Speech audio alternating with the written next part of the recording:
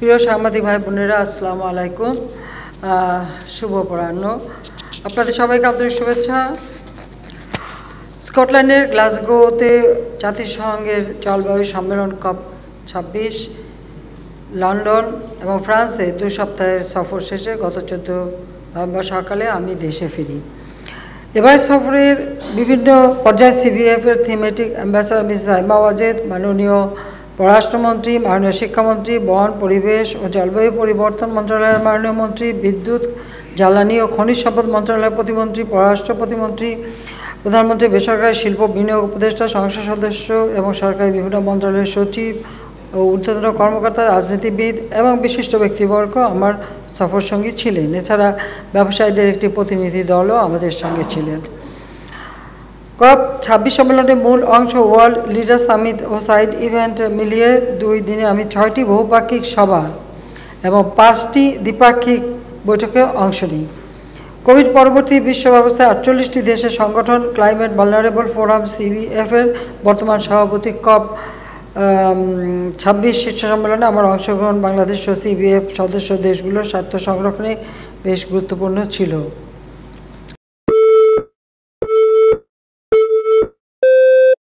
সম্মেলনের প্রথম দিনে 1 নভেম্বরে সকালে আমি CVF-এর চেয়ার হিসেবে বাংলাদেশ ও কমনওয়েলথের যৌথ উদ্যোগে আয়োজিত the CVF Commonwealth high level panel discussion শীর্ষক অনুষ্ঠানে প্রধান অতিথি হিসেবে অংশগ্রহণ করি।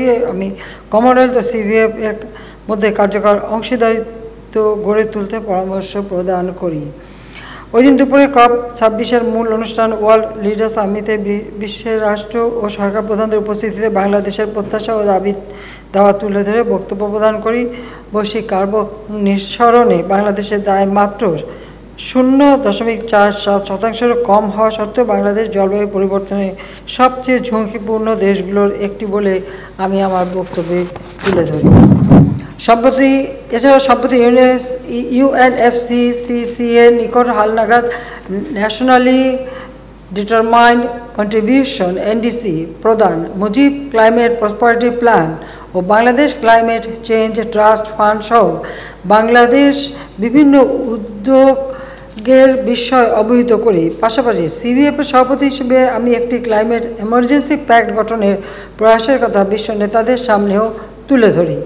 আমার বক্তব্যে আমি বিশ্ব নেতৃত্বকে একসঙ্গে কাজ করার আহ্বান জানিয়ে 5 দফা প্রস্তাব উত্থাপন করি। এগুলো হচ্ছে: প্রধান কার্বন নির্গমনকারী দেশসমূহকে উচ্চাভিলাষী NDC প্রণয়ন, উন্নত দেশগুলোকে জলবায়ু পরিবর্তন মোকাবেলায় অভিযোজন ও প্রশমনের জন্য 50-50 অর্থাৎ 50-50 অনুপাতে বছরে $100 বিলিয়ন প্রতিশ্রুতি অর্থায়ন নিশ্চিত করা, পরিবেশ বান্ধব উন্নত প্রযুক্তিতে ঝুঁকিপূর্ণ দেশগুলোর প্রবেশাধিকার নিশ্চিত করা, লস অ্যান্ড ড্যামেজ সহ জলবায়ু পরিবর্তনের কারণে সৃষ্ট উদ্বাস্তু সমস্যার সমাধানে একযোগে কাজ করা এবং ভবিষ্যৎ প্রজন্মের জন্য একটি বাসযোগ্য পৃথিবী গড়ে তোলা।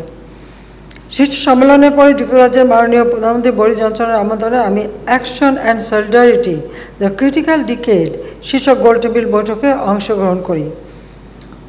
বৈঠকটি যুক্তরাজ্যের মাননীয় প্রধানমন্ত্রী বরিস জনসন এবং ইটালির মাননীয় প্রধানমন্ত্রী মারিও দ্রাঘির যৌথ সভাপতিত্বে অনুষ্ঠিত হয়। বৈঠকে প্রায় 30টি দেশের রাষ্ট্র সরকার প্রধান উপস্থিত ছিলেন। জলবায়ু পরিবর্তন মোকাবেলায় বাংলাদেশে গৃহীত পদক্ষেপসমূহ এবং প্যারিস চুক্তির লক্ষ্যসমূহ বাস্তবায়নে চলমান COP26-এ কী ধরনের সিদ্ধান্ত নেওয়া প্রয়োজন তার উপর আমি আলোকপাত করি। বিকেলে বিল অ্যান্ড মেলিন্ডা গেটস ফাউন্ডেশনের co-chair বিল গেটস আমার সঙ্গে সাক্ষাৎ করেন। আমি বিল গেটসকে বাংলাদেশের স্থানীয় অভিযোজন মডেলগুলোকে গেটস ফাউন্ডেশনের মাধ্যমে জলবায়ু পরিবর্তনের ফলে ঝুঁকিপূর্ণ অন্যান্য দেশসমূহে কাজে লাগানোর আহ্বান জানাই। COP26 সম্মেলনের দ্বিতীয় দিনে 2রা নভেম্বর সকালে সম্মেলনের সভাপতি আলোক শর্মার সঙ্গে আমার দ্বিপাক্ষিক বৈঠক হয়। আলোক শর্মা জলবায়ু পরিবর্তন মোকাবেলায় আন্তর্জাতিক অঙ্গনে বাংলাদেশের নেতৃত্বের ভূয়সী প্রশংসা করে। এরপর আমি স্কটল্যান্ডের ফার্স্ট মিনিস্টার নিকোলা স্টারজন কর্তৃক UN উইমেনের সহযোগিতায় আয়োজিত high level panel on women and climate change এ অংশগ্রহণ করি। এই ইভেন্টে আমার সঙ্গে নিউজিল্যান্ডের প্রধানমন্ত্রী জাসিন্ডা আর্ডার্ন, বার্বাডোসের প্রধানমন্ত্রী মিয়া আমর মটলি অংশগ্রহণ করে। জলবায়ু পরিবর্তনের বৈশ্বিক সমস্যা মোকাবেলায় আমি নারীদের নিয়ে আরও অংশগ্রহণমূলক সমাধানের উপর জোর দেই। পরে স্কটল্যান্ডের ফার্স্ট মিনিস্টার নিকোলা স্টারজানের সঙ্গে আমার দ্বিপাক্ষিক বৈঠক হয়। স্কটল্যান্ডের ফার্স্ট মিনিস্টার জলবায়ু সংকট মোকাবেলায় বাংলাদেশের বলিষ্ঠ সময়োপযোগী পদক্ষেপের ভূয়সী প্রশংসা করেন। এরপর আমি যুক্তরাজ্যের যুবরাজ প্রিন্স চার্লসের সঙ্গে সাক্ষাৎ করি। বিকেলে আমি যুক্তরাজ্যের প্রধানমন্ত্রী বরিস জনসনের সঙ্গে বৈঠক করি। আলোচনাকালে যুক্তরাজ্যের প্রধানমন্ত্রী দুই দেশের বন্ধুত্বপূর্ণ সম্পর্কের পরিধি ও গভীরতা আরও বৃদ্ধি পাবে মর্মে আশাবাদ ব্যক্ত করেন। জলবায়ু ইস্যু ছাড়াও বাণিজ্য, বিনিয়োগ, ভ্যাকসিন, কূটনীতি, রোহিঙ্গা সংকট এবং অন্যান্য দ্বিপাক্ষিক গুরুত্বপূর্ণ বিষয় আমাদের আলোচনায় স্থান পায়। এরপর আমি CBF COP26 লিডার্স ডায়ালগের শীর্ষক অনুষ্ঠানে সভাপতিত্ব করি। এই ডায়ালগে CBF-এর সদস্যভুক্ত দেশসমূহের রাষ্ট্র, সরকার প্রধান, মন্ত্রী, জাতিসংঘ মহাসচিব আন্তোনিও গুতেরেস, যুক্তরাষ্ট্রের রাষ্ট্রপতি, জলবায়ু বিষয়ক বিশেষ দূত জন কেরি, COP26-এর সভাপতি ব্রিটিশ MP আলোক শর্মা, CBF-এর ভালনারেবিলিটি বিষয়ক থিমেটিক অ্যাম্বাসাডার সাইমা আওয়াজের সব বিশিষ্ট ব্যক্তিবর্গ অংশগ্রহণ করেন।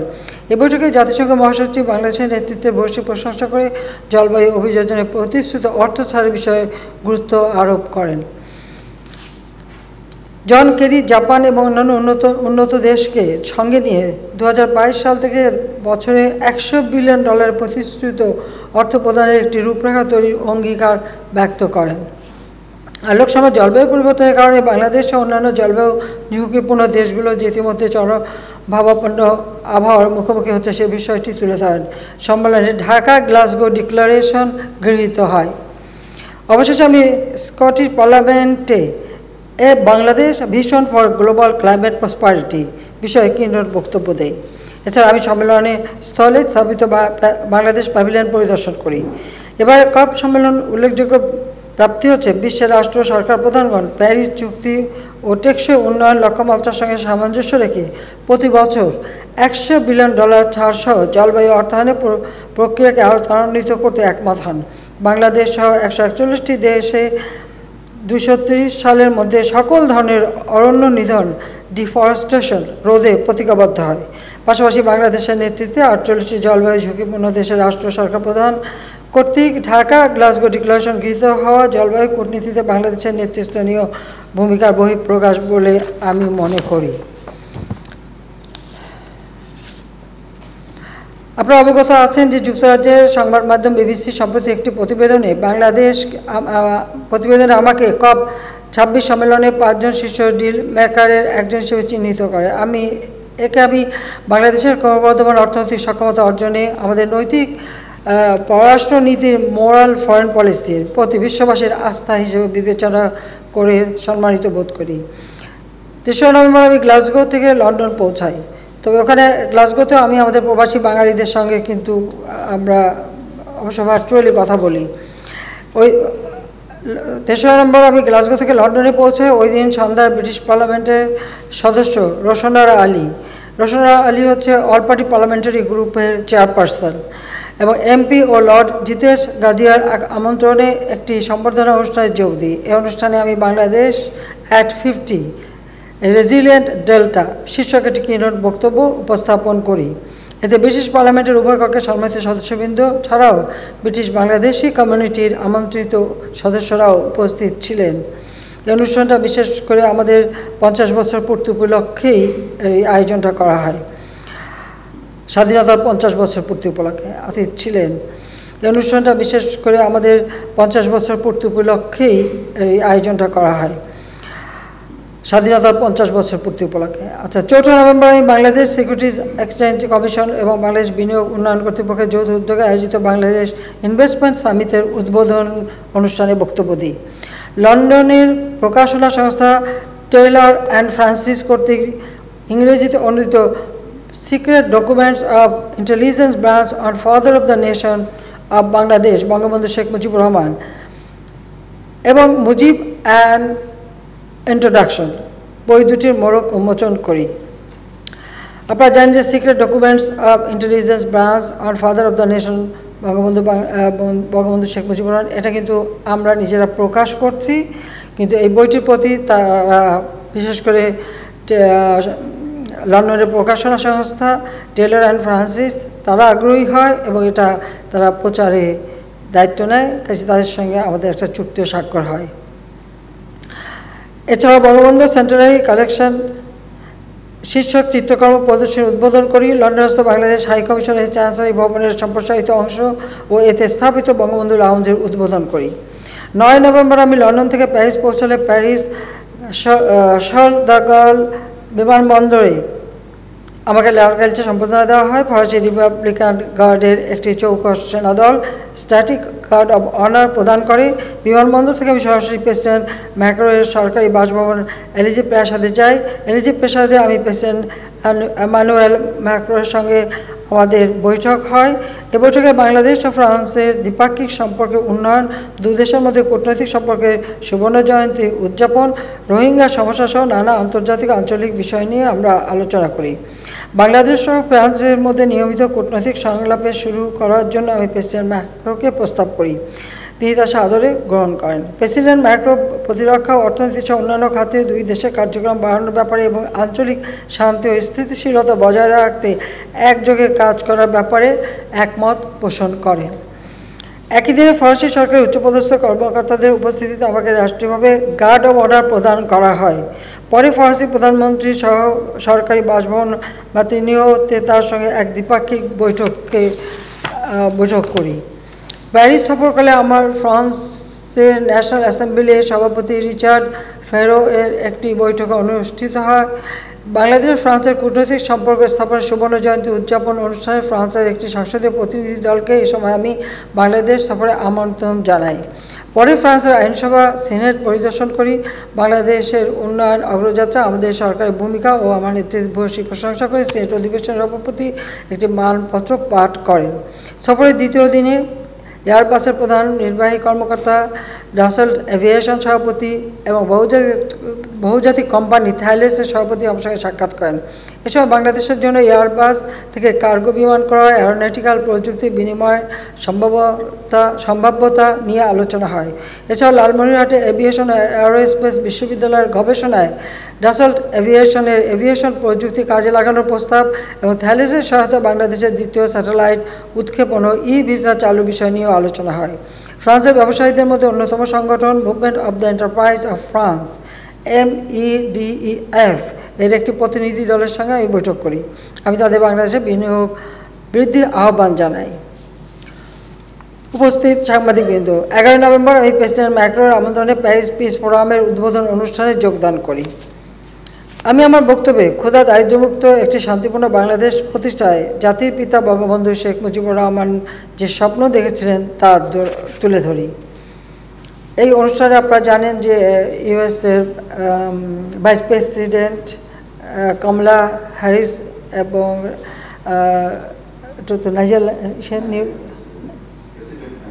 নাইজেরিয়ার প্রেসিডেন্ট নাইজেরিয়ার প্রেসিডেন্ট তারাও বক্তব্য রাখে, আমি বক্তব্য রাখি এবং প্রেসিডেন্ট ম্যাক্রো বক্তব্য রাখেন।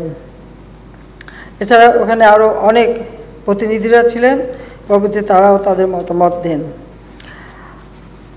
সকলের জন্য কোভিড-19 ভ্যাকসিন প্রাপ্যতা নিশ্চিতকরণ, বিশ্বব্যাপী শরণার্থী সমস্যার স্থায়ী সমাধান খুঁজে বের করা সহ সকল ধরনের বৈষম্য দূর করতে এবং বিভিন্ন দেশে চলমান দ্বন্দ্ব সংঘাত বন্ধ করার জন্য আহ্বান জানাই। এছাড়া মিয়ানমারের জোরপূর্বক বাস্তুচ্যুত রোহিঙ্গা সমস্যার কথাও তুলে ধরি। পরদিন 11 নভেম্বর প্যারিস পিস ফোরামের একটি প্যানেল আলোচনায় আমি অংশগ্রহণ করি। এ সময় দক্ষিণ ও ত্রিপক্ষীয় সহযোগিতা বিষয়ে বক্তব্য প্রদান করি। উন্নয়ন চ্যালেঞ্জ মোকাবেলায় প্রযুক্তিগত সমাধান সহ সহযোগিতার প্ল্যাটফর্ম হিসেবে 2019 সালে আমরা যে south knowledge and innovation centre স্থাপনের প্রস্তাব দিয়েছিলাম তা বাস্তবায়নে জাতিসংঘ, G20 এবং অর্থনৈতিক সহযোগিতা ও উন্নয়ন সংস্থাকে বিনিয়োগের অনুরোধ জানাই।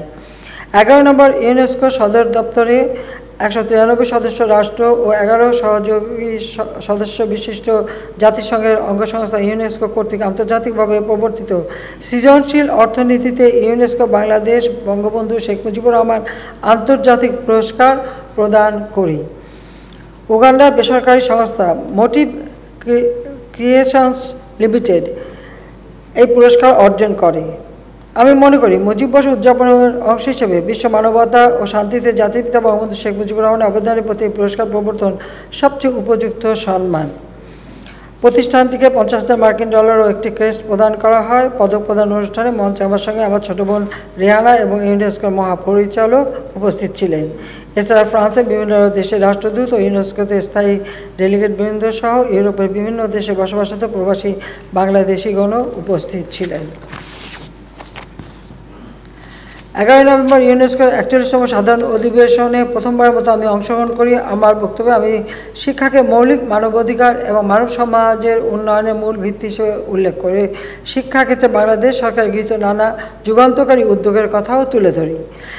12 সেপ্টেম্বর আমি ইউনেস্কোর 75তম প্রতিষ্ঠাবার্ষিকী উদযাপন অনুষ্ঠানে অংশগ্রহণ করি। আমি আমার বক্তব্যে কোভিড-19 বিরূপ প্রতিক্রিয়া থেকে প্রযুক্তি ব্যবহারের মাধ্যমে শিক্ষা খাতকে রক্ষা করার লক্ষ্যে ডিজিটাল সরঞ্জাম ও পরিষেবা, ইন্টারনেট অ্যাক্সেস, ডিজিটাল বিষয়বস্তু এবং শিক্ষকদের সক্ষমতা বৃদ্ধিতে অধিকতর বিনিয়োগ বাড়ানোর উপর গুরুত্ব আরোপ করি।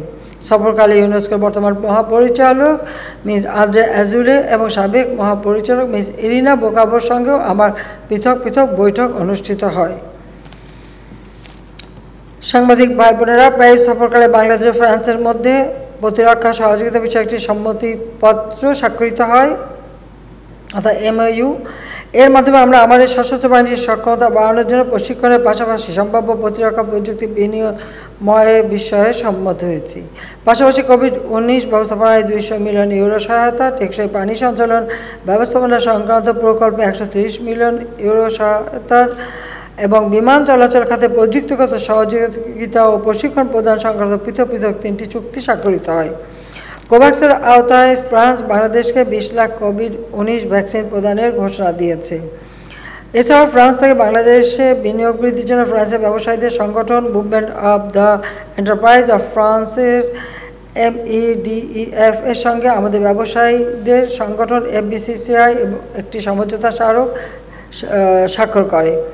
যুক্তরাজ্য ফ্রান্স সফরকালে প্রবাসী ভাই বোনদের সঙ্গেও আমি মত বিনিময় করি, যদি এটা ভার্চুয়াল হয়, কিন্তু প্রতিটি জায়গায় আমি প্রবাসীদের সঙ্গে আলাপ করি, কথা বলি এবং ভার্চুয়ালি মিটিং করি।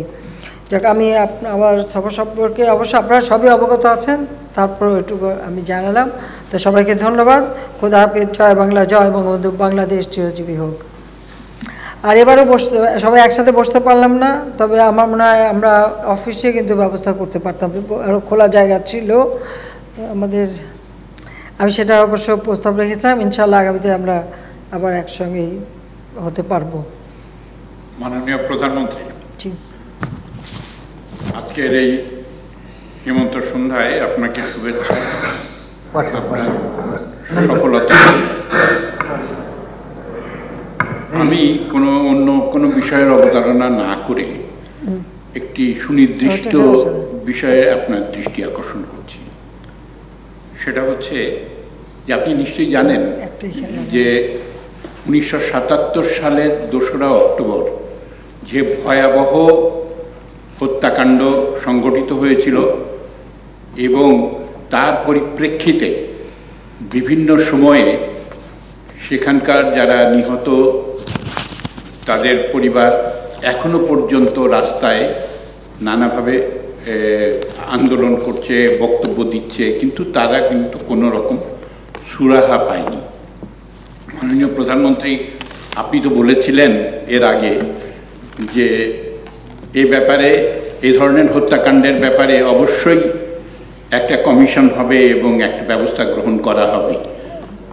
আমি কি আপনার কাছ থেকে এই জিনিসটার ব্যাপারে জানতে পারি? কারণ ভয়ঙ্কর খারাপ অবস্থার মধ্যে তারা কিন্তু কালাতিপাত করছে এবং একটা অদ্ভুত ধরনের হতাশা তাদেরকে গ্রাস করেছে।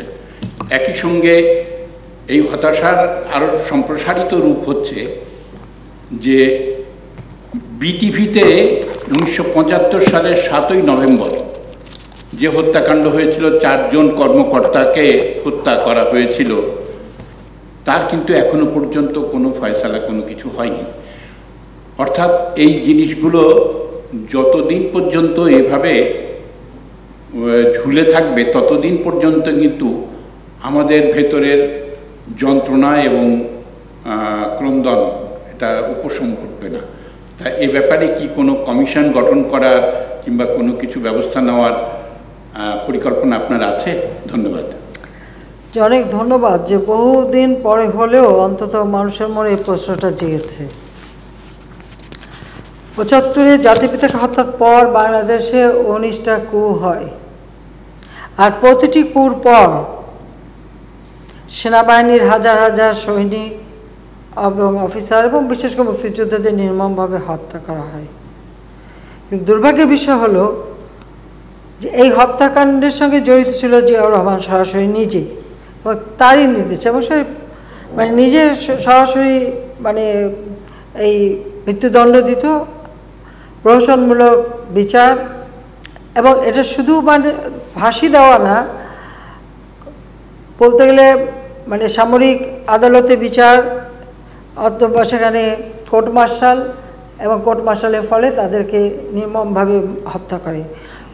প্রকৃতপক্ষে কত মানুষ মারা গেছে এবং কত পরিবার তাদের আপনজনের লাশ পায়নি বা কত, এই ব্যাপারটা কিন্তু কখনো সেভাবে কেউ তুলে ধরেননি। তো এতকাল পরে হলেও যে বিষয়টা সামনে এসছে, এটাই হচ্ছে সবথেকে বড় কথা। এবং টেলিভিশনে যে 4 জনকে হত্যা করা হয়, সেখানে কিন্তু আমার একজন ফুফাতো ভাইও ছিলেন, সে একজন ক্যামেরাম্যান ছিল, হ্যাঁ, তা সেও ছিল, এবং তাদেরকে হত্যা করে তাদেরকে বস্তাবন্দি করে ওই টেলিভিশনে বিল্ডিং, আগে ওখানে তো আসলে ডিশ ছিল, খানা ছিল এবং পানি ছিল, বিল ছিল, ওর ভিতরে ফেলে রাখে। তার কাপড়টা দেখে তারপর তাদের 4 জনকে চিহ্নিত করা হয়েছিল। ফিরোজ কবির চৌধুরী ছিল আমার আব্বার আপন মানে ফুফাতো বোনের ছেলে, আমার মানে আমার ফুফাতো ভাই। তো এইভাবে কিন্তু এই হত্যাকাণ্ডগুলি ঘটেছে। এখন তাদের, আমি যখন এসেছি অনেকের সঙ্গে আমার পরিচয় হয়েছে, অনেক পরিবারের কাছে আমি গিয়েছি, দেখা হয়েছে অনেকের সাথে, কিন্তু এই যে এক একটা কূ হয়েছে আর কত মানুষ মারা গেছে, এবং প্রতিটি কারাগারে কত মানুষকে যে ফাঁসি দেওয়া হলো, সেই হিসাবটাও কিন্তু কেউ বের করেননি। কোনো সাংবাদিক আজ পর্যন্ত এটা নিয়ে কোনো তদন্ত করেননি। এখন আমরা গুম খুনের কথা শুনি, আমাদের বিরুদ্ধে তো অপপ্রচার অনেক কিছু হচ্ছে, কিন্তু 75-এর পর থেকে যে এই ঘটনাগুলি শুরু এবং এত হাজার হাজার মানুষের মৃত্যু, সেটা আমি ধন্যবাদ জানাই যে অন্তত আপনাদের কিছুটা হলো এই ব্যাপারে চেতনা ফিরেছে এবং আপনারা কথাটা তুলেছেন। আমি আশা করি এখন এ ব্যাপারে আরও তথ্য সংগ্রহ হবে এবং কিভাবে নির্বিচারে এদেশের মানুষকে জিয়াউর রহমান হত্যা করে গেছে সেটা আপনারা পাবেন। আর আমরা তো নিজেরাই ভুক্তভোগী। আমি একজন নাগরিক হিসেবে আমার বাবা মা ভাইয়ের হত্যার বিচার আমি পাইনি এবং আমি মামলা করতে পারিনি। আমার মামলা করার অধিকারটুকু ছিল না। 81 সালে ফিরে আসার পর আমাকে অপেক্ষা করতে হয়েছে। যখন আমি ক্ষমতায় আসতে পেরেছি তখনই সেই ইনডেমনিটি অর্ডিন্যান্স বাতিল করে তারপর সেই মামলা করতে সক্ষম হয়েছি। তার আগে কিন্তু মামলাও করতে দেওয়া হয়নি। আমার যে একটা নাগরিক অধিকার, আমি এবং 15 আগস্টে যারা আমরা আপনজন হারিয়েছি, আমাদের কোনো পরিবারের কোনো সদস্যের সেই অধিকারটুকু ছিল না যে আমরা একটা মামলা করি বা বিচার করি, বিচার চাই। বিচার চাওয়ার অধিকারটুকু ছিল না। এটা হলো বাস্তবতা। তো যাও, আপনি এটা বলছেন, আমরা এ ব্যাপারে অবশ্যই আমি মনে করি যে আমাদের সাংবাদিক বন্ধুদেরও এ ব্যাপারে উদ্যোগ নেওয়া উচিত। আর আপনি যখন বলছেন, আমি সরকারের পক্ষ থেকে অন্তত ফাঁসি কাদের দেওয়া হলো সেটা, বিশেষ যেগুলি জেলখানায় ফাঁসি দেওয়া হয়েছে সেগুলি হয়তো তথ্য পাওয়া যাবে, কিন্তু ফায়ারিং স্কোয়াডে যাদেরকে মারা হয়েছে কোর্ট মার্শাল করে তাদের বিশেষ যেগুলি জেলখানায় ফাঁসি দেওয়া হয়েছে সেগুলি হয়তো তথ্য পাওয়া যাবে, কিন্তু ফায়ারিং স্কোয়াডে যাদেরকে মারা হয়েছে কোর্ট মার্শাল করে তাদের সবার খবর কিন্তু পাওয়া যাবে মুশকিল। মানে আমি জানি না পাওয়া যাবে কিনা, তবে আমরা একটা খবর নেব, খোঁজ নেব এবং এই ব্যাপারে আমরা দেখব। এবং এই পরিবারগুলি তাদের যে অসহায় অবস্থা সেটাও আমার জানা আছে, কারণ এরকম যারা আপনজন হারিয়েছে আমিও তো তাদের একজন, কারণ আমরাও তো সমান ভুক্তভোগী, কাজে আমরা এটা জানি। ধন্যবাদ। মাননীয় প্রধানমন্ত্রী, আমার নাম শাহজাহান সর্দার, আমি বাংলার জার্নালের সম্পাদক। আপনার বিশ্ব জলবায়ু সম্মেলন এবং ফ্রান্স সম্মেলনে আপনাকে আবর্তিত হয়ে যে কর্মকাণ্ড হয়েছে তা বাংলাদেশের গণমাধ্যমেও অত্যন্ত ভালোভাবে প্রকাশ হয়েছে, বিশ্ব গণমাধ্যমেও প্রকাশিত হয়েছে। আপনার উজ্জ্বল উপস্থিতি আমাদের দেশকে জনগণকে গৌরবান্বিত করেছে। এই জন্য আমি আপনাকে ধন্যবাদ জানাই।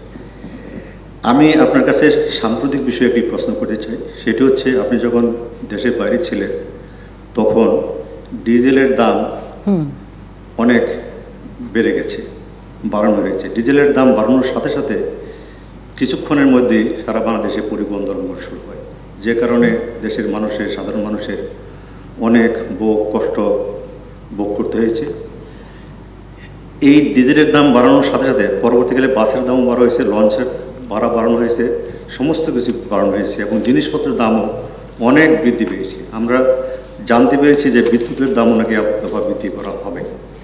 তো এই অবস্থায় আপনার জনগণের বিষয়টি আপনি সবসময় চিন্তা আসে, বিশেষ করে কৃষকের বিষয়টি। ডিজেলের দাম বৃদ্ধির কারণে কিন্তু কৃষকেরও, আপনার অনেক কৃষক মারাত্মক প্রভাব পড়েছে। তা আপনি এই বিষয়টি একটু মিনিমাইজের বা রাষ্ট্রীয়ভাবে সাপোর্ট দিয়ে কৃষকের উপর থেকে বা জনগণের উপর থেকে এটা প্রত্যাহার করার কোনো চিন্তা ভাবনা আপনার আছে কিনা, আমি বিষয়টি জানতে চাই।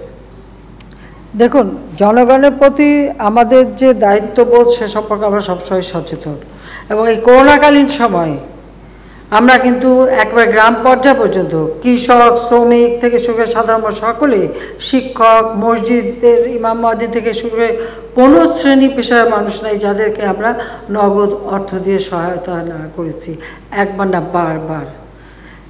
জিনিসপত্রের দাম যাতে নিয়ন্ত্রণে থাকে বা ইনফ্লেশন রেটটা যাতে নিয়ন্ত্রণে, তার ব্যবস্থাও আমরা নিয়েছি এবং উৎপাদন বাড়াবার সব রকম ব্যবস্থা আমরা নিয়েছি। এখন প্রশ্ন হচ্ছে যে আজকে সারা বিশ্ব বাজারে যখন তেলের দাম বেড়ে গেছে, আমাদেরকে তো তেল কিনে আনতে হয়। আপনারা কি বলতে পারেন যে আমরা কত টাকা ভর্তুকি দিই বছরে? একজন সাংবাদিকও বলতে পারেন কিনা বলেন তো, কত টাকা ভর্তুকি দিতে হয় বলেন? 19,000 কোটি টাকা। 23,000 কোটি টাকা। আমি এটা হলো শুধুমাত্র ডিজেলের ক্ষেত্রে। আমি এগ্রিকালচারটা বাদ দিয়ে 9,000 কোটি টাকা বাদ দিয়ে আমি বলেছি। হ্যাঁ, ঠিকই বলছেন আপনি, ধন্যবাদ। 23,000 কোটি টাকা শুধু ডিজেলে এবং বিদ্যুৎ এবং আনুষঙ্গিক সব কিছু মিলিয়ে 53,000 কোটি টাকা আমরা ভর্তুকি দিয়ে থাকি। বিদ্যুৎ কৃষক কিন্তু তাদেরকে কিন্তু আমরা বিদ্যুতে বিশেষ ছাড় দিয়ে থাকি, এবং সারের দাম থেকে শুরু করে সবই কিন্তু আমরা দাম কমিয়েছি। যে সার 90 টাকা ছিল তা মাত্র 15-16 টাকা এখন কৃষকের হাতে আমরা পৌঁছে দিচ্ছি। প্রতিটি ক্ষেত্রে কিন্তু আমরা তাদেরকে সব রকম সহায়তা দিচ্ছি। উপকরণ কার্ড দিয়ে দিয়েছি, যার মাধ্যমে ভর্তুকি যায়। এই ভর্তুকি টাকা সরাসরি কৃষকের হাতে পৌঁছায়।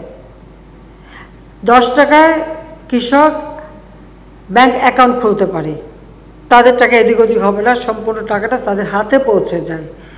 তাতে তাদেরও একটা সাশ্রয় হয়, যেহেতু তারা কার্ড পাচ্ছে এবং সরাসরি তাদের কাছে টাকা চলে যাচ্ছে, তাদের যেটুকু প্রয়োজন তারা ক্রয় করে বাকি টাকাটা সাশ্রয় হয়। কাজে সেদিক থেকে সর্বক্ষেত্রে আমরা কিন্তু সব রকম ব্যবস্থা নিচ্ছি। এখন প্রশ্নটা হচ্ছে যে ডিজেলের দাম যখন বেড়ে গেছে এবং সাথে সাথে আমাদের প্রতিবেশী দেশেও বেড়ে গেছে, আর যত বেশি একটা গ্যাপ থাকবে তা আমরা সেটা পূরণ করবো কী দিয়ে, কোথা থেকে? ইতিমধ্যে এত টাকা আমরা ভর্তুকি দিই, তাহলে আরও কত টাকা ভর্তুকি আমরা দিতে পারবো? এরপর আপনি জানেন যে এবার করোনার সময় আমরা আমাদের ব্যবসা প্রতিষ্ঠান থেকে শুরু করে সকলের জন্য বিশেষ প্রণোদনা দিয়েছি। সেখানে এমনকি সুদের হার আমরা কমিয়ে অর্ধেক তারা দেবে আর অর্ধেক সরকারের পক্ষ থেকে দিয়ে আমাদের প্রত্যেকটা ব্যবসা বাণিজ্য, গার্মেন্টস শিল্প থেকে শুরু করে সব কিছু যেন চালু থাকে তার ব্যবস্থা যেমন আমরা নিয়েছি। শ্রমিকরা বেতনটা যাতে পায় তার জন্য আমরা এই বিশেষ প্রণোদনা দিয়েছি। আমাদের উপায়টা কি, উপার্জনটা কি, আর আমাদের নিজস্ব কি সম্পদ আছে? অনেক উন্নত দেশ আপনি যান, সেখানে এখন খাদ্যের জন্য হাহাকার। সুপার মার্কেটে মানুষ বাজারে যায়, সুপার মার্কেট খালি, জিনিস নাই। এটা আমি একবার স্বয়ং লন্ডনে কথা বলছি। কিন্তু আমাদের দেশে কিন্তু সেই হাহাকারটা আপনারা দেখেননি, সেই হাহাকারটা কিন্তু নাই। কাজে আপনাদের এটাও বিবেচনা করতে হবে যে একটা সরকারের পক্ষ থেকে তারপর হচ্ছে আমাদের সবাই তো টাকা উপার্জন করে, ট্যাক্স কতজন দেয়?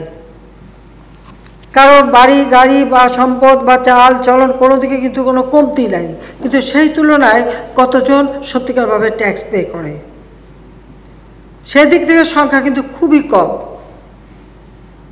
ট্যাক্সটা ফাঁকি দেওয়ার দিকেই সবাই নজর, এবং সেটাই হলো বাস্তবতা। তাহলে সরকারের টাকাটা আসবে কোত্থেকে? তাহলে কি দেউলিয়া হয়ে যেতে হবে? একটা বিষয় হচ্ছে আজকে বিদ্যুতের জন্য একসময় হাহাকার ছিল, আজকে তো বিদ্যুৎ সবার ঘরে ঘরে পৌঁছে দিচ্ছি, কিন্তু সেই বিদ্যুতেও তো আমাদের ভর্তুকি দিতে হচ্ছে। আমাদের উৎপাদন খরচ তো আমরা তুলতে পারছি না। গ্যাসের সমস্যা একসময় বললো গ্যাসে দেশ ভাসে, গ্যাস বিক্রি করতে হবে। আপনারা জানেন ভালো করে 2001 সালে গ্যাস বিক্রির প্রস্তাব আসলো, আমি রাজি হইনি। কারণ আমি এই দেশ আমার দেশ, আমার দেশের, আমার নিজের দেশ, আমার বাবা এই দেশ স্বাধীন করেছে, এই দেশের মাটি মানুষ, এই দেশের সব কিছু আমার জানা আছে। আমি তখনই বলেছিলাম যে যারা আজকে বলছে গ্যাস ভাসে, আমি এটা বিশ্বাস করি না, আমাকে সার্ভে করে এটা প্রমাণ দিতে হবে। কিন্তু সেই সার্ভে একবারই করেছিল আমেরিকা, আর কেউ আর দ্বিতীয়বার করেনি। যখনই করেনি তখনই আমার সন্দেহ হচ্ছে যে ব্যাপারটা কী। কিন্তু তারপর আমার উপর প্রেশার যে গ্যাস বেচতে হবে, আর গ্যাস বাংলাদেশের বেচবে আমেরিকান কোম্পানি কিনবে ভারত, আমি রাজি হইনি। ফলাফল আমি 2001-এ ক্ষমতা আসতে পারিনি। আমি তার বলে আমার কোনো আফসোস নাই এই জন্য যে দেশের সম্পদ বেচে দিয়ে ক্ষমতা আসতে হবে, ওই রাজনীতি আমি করি না, একটা নীতি দিয়ে করি। তো সেই গ্যাসের যখন সমস্যা দেখা দিল, আমরা এলএনজি আমদানি করছি। এই এলএনজি আমদানি করতে তার পাইপলাইন করা, সেটাকে মানে সব জায়গায় পৌঁছে দেওয়া, সেখানে এলএনজির জন্য যে মানে স্টেশন তৈরি সব কিছু করতে যে আমার কত খরচ পড়ে, লিটারে আমার 60 টাকার মতো খরচ পড়ে। সেটা মাত্র 9 টাকায় আমরা এলএনজি সাপ্লাই দিচ্ছি, যাতে আমার ইন্ডাস্ট্রিগুলি চলতে থাকে ভালোভাবে। সেখানে আমাদের বিরাট ভর্তুকি দিচ্ছি আমরা। তো এই বাস্তবতাটা তো সবাইকে বুঝতে হবে। হ্যাঁ, আমাদের বিরোধী দল কিছু থাকবে, আর কিছু তো আছেই, তারা তো বলবেন মানুষের কষ্ট যাতে না হয়, মানুষের যাতে খাদ্যের কষ্ট না হয়, সে বিষয়টা আমাদের বিশেষভাবে নজর আছে। আমরা তো বিনা পয়সায় খাদ্য দিচ্ছি, বিনা পয়সায় মানুষকে সাহায্য করে যাচ্ছি। দীর্ঘদিন করোনার কারণে বাস লঞ্চ এগুলি চলাচল করতে পারেনি। যারা এই ব্যবসাটা করেন তাদেরও তো একটা কষ্ট ছিল, তাদেরও তো লোকসান ছিল। তারপর আমরা যে বিশেষ প্রণোদনা তাদের জন্য দিয়ে তাদের ব্যবসাটা যাতে চালু রাখে সেই ব্যবস্থা আমরা নিয়েছি।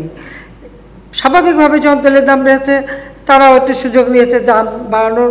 সেই দাম বাড়ানো নিয়েও তাদের যে দাবি ছিল, আমি কিন্তু বিদেশে ছিলাম, এটা ঠিক, বিদেশে ছিলাম বলে যে আমি দেশের থেকে দূরে ছিলাম তা কিন্তু না। এখন ডিজিটালের যুগ, কাজে আমার সাথে সবসময় যোগাযোগ ছিল, আলোচনা হচ্ছিল। কাজে তারপর তাদের সাথে অনেক বৈঠক করে আলোচনা করে একটা সমঝোতায় আমরা মানে নিয়ে আসা হয়েছে, দাম কমানো হয়েছে, বাসের ভাড়াটা একটা যৌক্তিক পর্যায়ে নিয়ে আসা হয়েছে। যে বিষয়গুলি আমরা করে যাচ্ছি। কিন্তু আমি আপনাদের কাছে প্রশ্ন করব যে আপনারা বলেন কত টাকা ভর্তুকি দেওয়া যাবে, তাহলে বাজেটের সব টাকা ভর্তুকিতেই দিয়ে দেব। এর পরবর্তীতে কিন্তু আর উন্নয়ন হবে না দেশে, এটাও দেখতে হবে। কারণ উন্নয়নের টাকাটাই তো তাহলে সব চলে যাবে ভর্তুকি দিতে। একটা সময় যখন তেলের দাম বিশ্ববাজারে কমে, ওই একটি সময় আমাদের ব্রেক ইভেন্ট ছিল। তাতে আমাদের বিপিসি এবং এদের যেখানে যত লোন ছিল, ব্যাংকের কাছে লোন ছিল, এসেছিলো, আমরা বিভিন্ন জায়গা থেকে লোন নিয়েই তো এই টাকাটা নিয়ে আসি এবং তেলটা ক্রয় করি। কিছু টাকা আমরা পরিশোধ করতে তখন পেরেছিলাম, কারণ তখন একটা জায়গায় এসেছিল। তো সেটাও তো এখন আর নাই। এখন তো আবার আমার লোন বাড়ছে। আমি তো বিদেশে বসে যেতে তেল কিনতে হবে, ক্রুড অয়েল কিনতে হবে, কিনতে হবে, এবং সেখানে তো অনেক বেশি মূল্য। সেই ফাইলগুলি তো সই করতে হয়েছে আমাকে, কারণ আমাকে কিনতে হবে। তারপরে এই যে উচ্চ মূল্যে কিনে সর্বনিম্ন মূল্যে যে দিচ্ছি, এবং সেখানে একটা বিরাট অঙ্কের যে ভর্তুকি দিচ্ছি, এটা সামঞ্জস্য কীভাবে করব? এটা যদি আমাদের বুদ্ধিজীবীরা বা আপনারা সাংবাদিকরা একটু পরামর্শ দেন, তাহলে আপনারা যেভাবে বলবেন সেভাবে করে দেবো, আমার কোনো আপত্তি নাই। কিন্তু এই বিষয়টা একটু আপনাদের বিবেচনা করতে হবে। দেখুন, আমি গালভরা মানে সবাই মন রক্ষা করে কথা বলে আমার ক্ষমতা থাকার দরকার নাই। যেটা বাস্তবতা আমি সেটা বলবো, কারণ দেশটা যখন আমি চালাচ্ছি, দায়িত্বটা অবশ্যই আমাকে নিতে হবে। ভালো মন্দ সবই আমাকে নিতে হচ্ছে, আমি নিচ্ছি। কিন্তু যেখানে এই বিষয়গুলি বাস্তব সম্মত সেটা তো আমাদেরকে দেখতেই হবে। ধন্যবাদ। মানুষের কষ্ট হবে না, মানুষের কষ্ট যাতে না হয় সেটা আমরা দেখব। আমি যে প্রশ্নটি করতে চাই সেটি হচ্ছে সাম্প্রতিক ইউনিয়ন পরিষদ নির্বাচন নিয়ে। আপনি জানেন যে গত 11 তারিখে দ্বিতীয় দফায় নির্বাচন হয়েছিল ইউনিয়ন পরিষদের, এবং সেই নির্বাচনী সহিংসতায় নির্বাচনের দিন থেকে শুরু করে আগে পরে এখন পর্যন্ত কমপক্ষে 46 জন মানুষের প্রাণহানি ঘটেছে, যেটি খুবই দুঃখজনক। আপনার দলের সাধারণ সম্পাদক সেটি নিয়ে দুঃখ প্রকাশ করেছেন, এবং একজন মন্ত্রী বলেছেন যে নির্বাচনের সময় এরকম একটু ঝগড়াঝাটি হয়েই থাকে। আরেকজন মন্ত্রী বলেছেন যে স্বরাষ্ট্রমন্ত্রী একার পক্ষে এই আইন শৃঙ্খলা রক্ষা দেখা সম্ভব নয়, ওইখানে একজন প্রতিমন্ত্রী দরকার। এরকম নানাজন নানা কথা বলছেন। আর গ্রাম পর্যায়ে আমরা যেটি সাংবাদিক হিসাবে লক্ষ্য করেছি যে আপনার তৃণমূলের আওয়ামী লীগের নেতাকর্মীরাও মনে করে যে দলীয় প্রতীকে নির্বাচন হওয়ার কারণে সহিংসতা বেড়ে গেছে, নির্বাচন পর্যবেক্ষকদেরও সেরকম মত।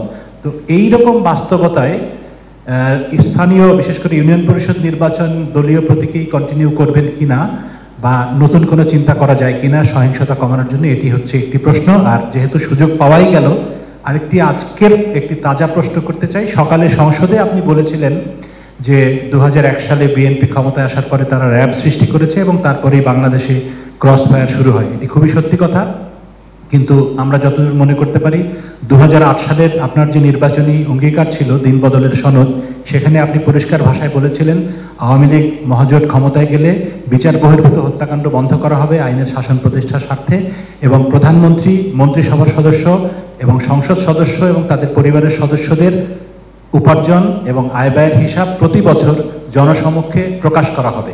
তো ওই সনদের অনেক কিছুই বাস্তবায়িত হয়েছে, কিন্তু এই জায়গাটিতে আমরা কোনো অগ্রগতি দেখিনি। যদি দয়া করে উত্তর দেন কৃতজ্ঞ থাকবো। ধন্যবাদ মাননীয় প্রধানমন্ত্রী। ধন্যবাদ। আপনার প্রশ্নের শেষের থেকেই আসি। আয় ব্যয়ের হিসাব কিন্তু প্রতিবার একেবারে নির্বাচন কমিশনের কাছে প্রত্যেকটা সংসদ সদস্যকে দিতে হয়, এবং সেটা কিন্তু দেয়া হচ্ছে। যেহেতু এক জায়গায় দেওয়া হচ্ছে এবং সেটা কিন্তু প্রকাশ হচ্ছে এবং আপনারাও জানতে পারছেন, আপনারা লিখছেনও, কাজে এখানে কোনো ঘাটতি নাই। আয় ব্যয়ের হিসাব দেওয়া হবে যেটা বলা হয়েছিল সেটা কিন্তু আমরা রক্ষা করছি। দ্বিতীয়টা আসেন র্যাব সৃষ্টি। হ্যাঁ, এটা তো বাস্তব কথা।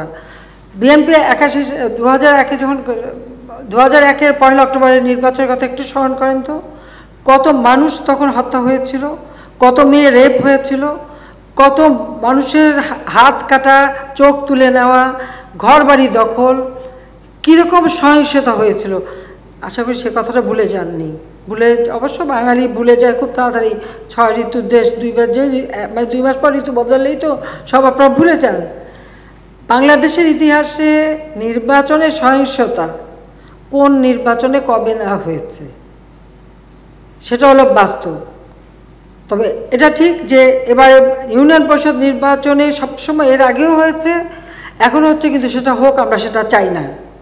কারণ এই যে মানে একটা হানাহানি, প্রাণ হারা হবে মানুষ ভোট দিতে, এটা আমরা কখনো আমাদের কাছে গ্রহণযোগ্য না। কিন্তু মুশকিল হচ্ছে এখানে, হ্যাঁ আমরা শুধু চেয়ারম্যানের পদে আমরা প্রতীক দিচ্ছি, কিন্তু সেখানে মেম্বারদেরও ইলেকশন হয়, সেখানে কোনো প্রতীক থাকে না।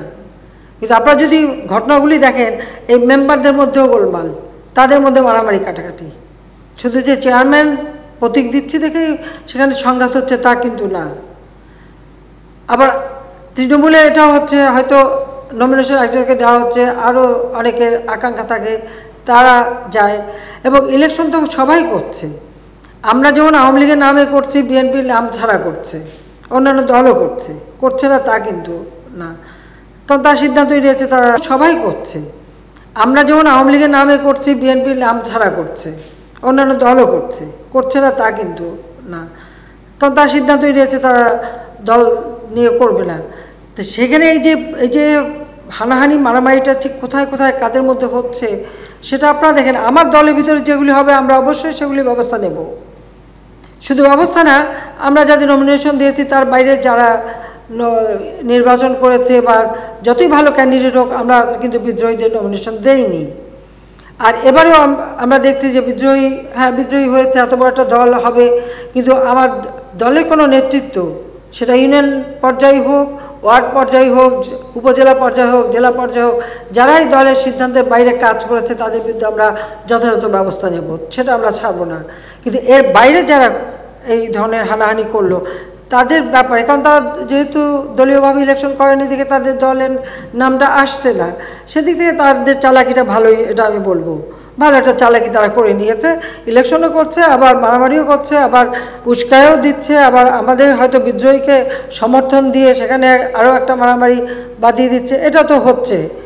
কাজে সেটাও তো আপনারা খোঁজ করেন যে এই হানাহানিগুলি কোথায় হচ্ছে। কিন্তু এটা ঠিক যে নির্বাচন নিয়ে কোনো রকম প্রাণহানি হোক, এটা আমরাও কখনো এটা চাই না, এটা হওয়া উচিত না।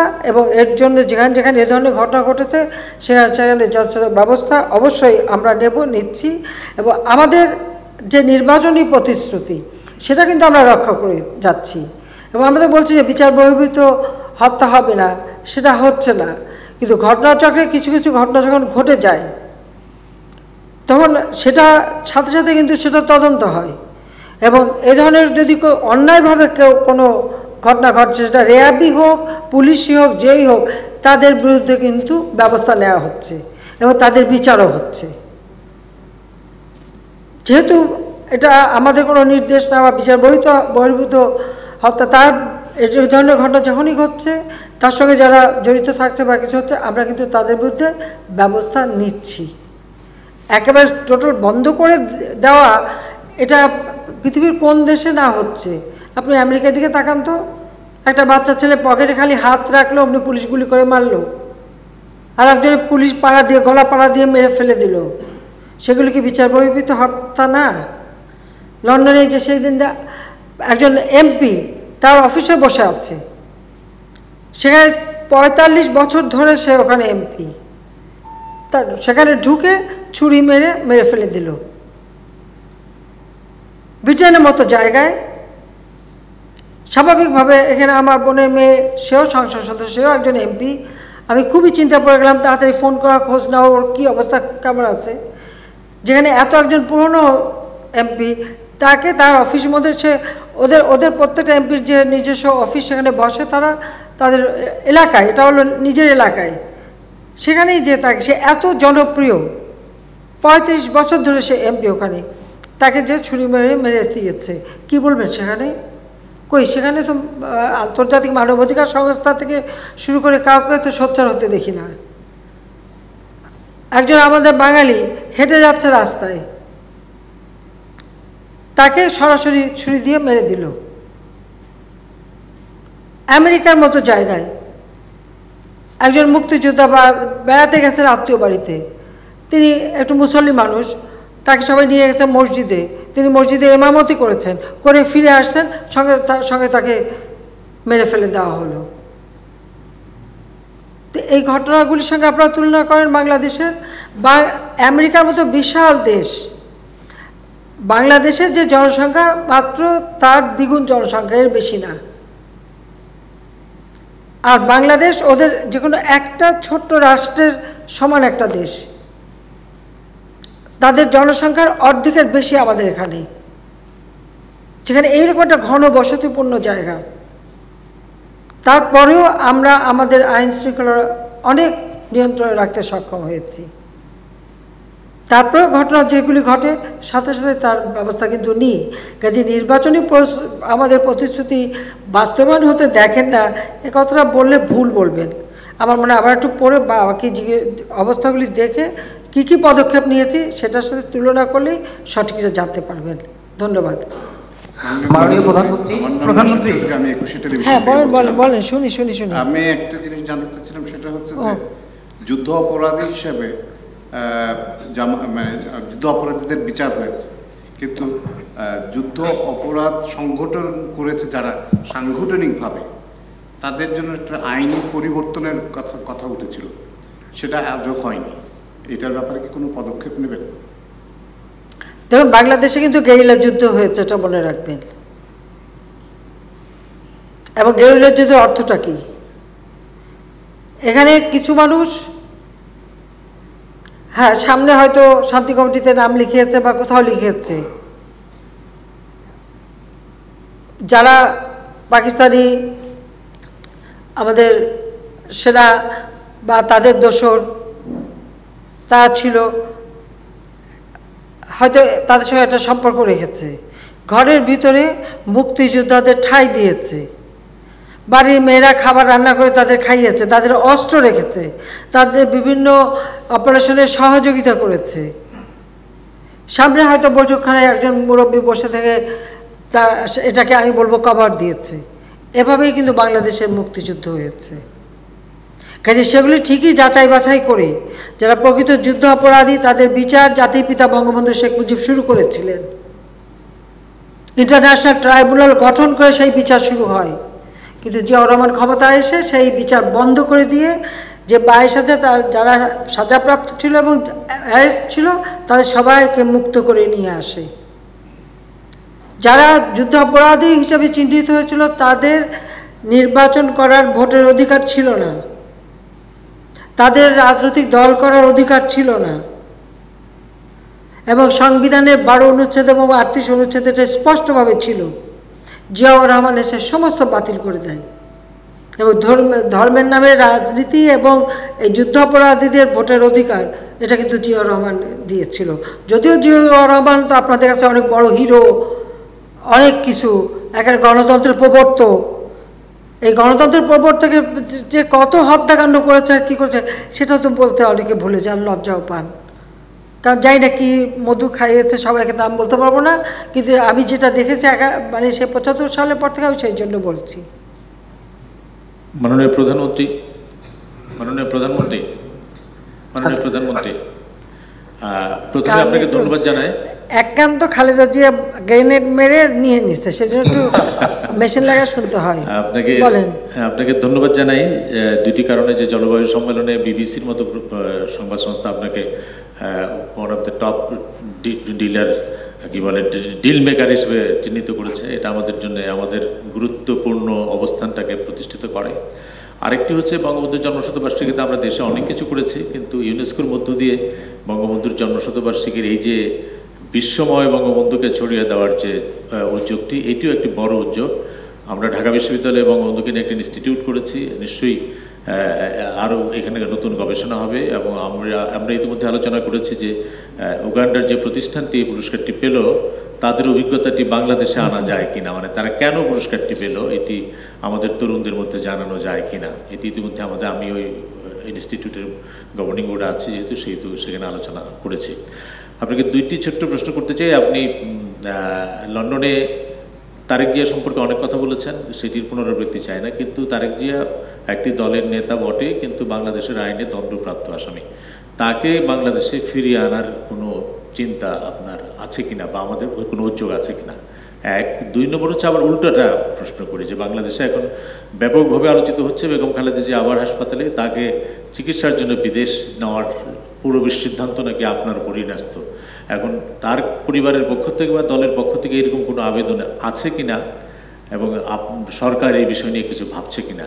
আর শুধুমাত্র জয় মামুনের প্রশ্নের লেস হিসেবে একটি বলি যে একজন নির্বাচন কমিশনার বলেছেন যে বাংলাদেশে নির্বাচন আইসিইউতে গণতন্ত্র কি বলে লাইফ সাপোর্টে।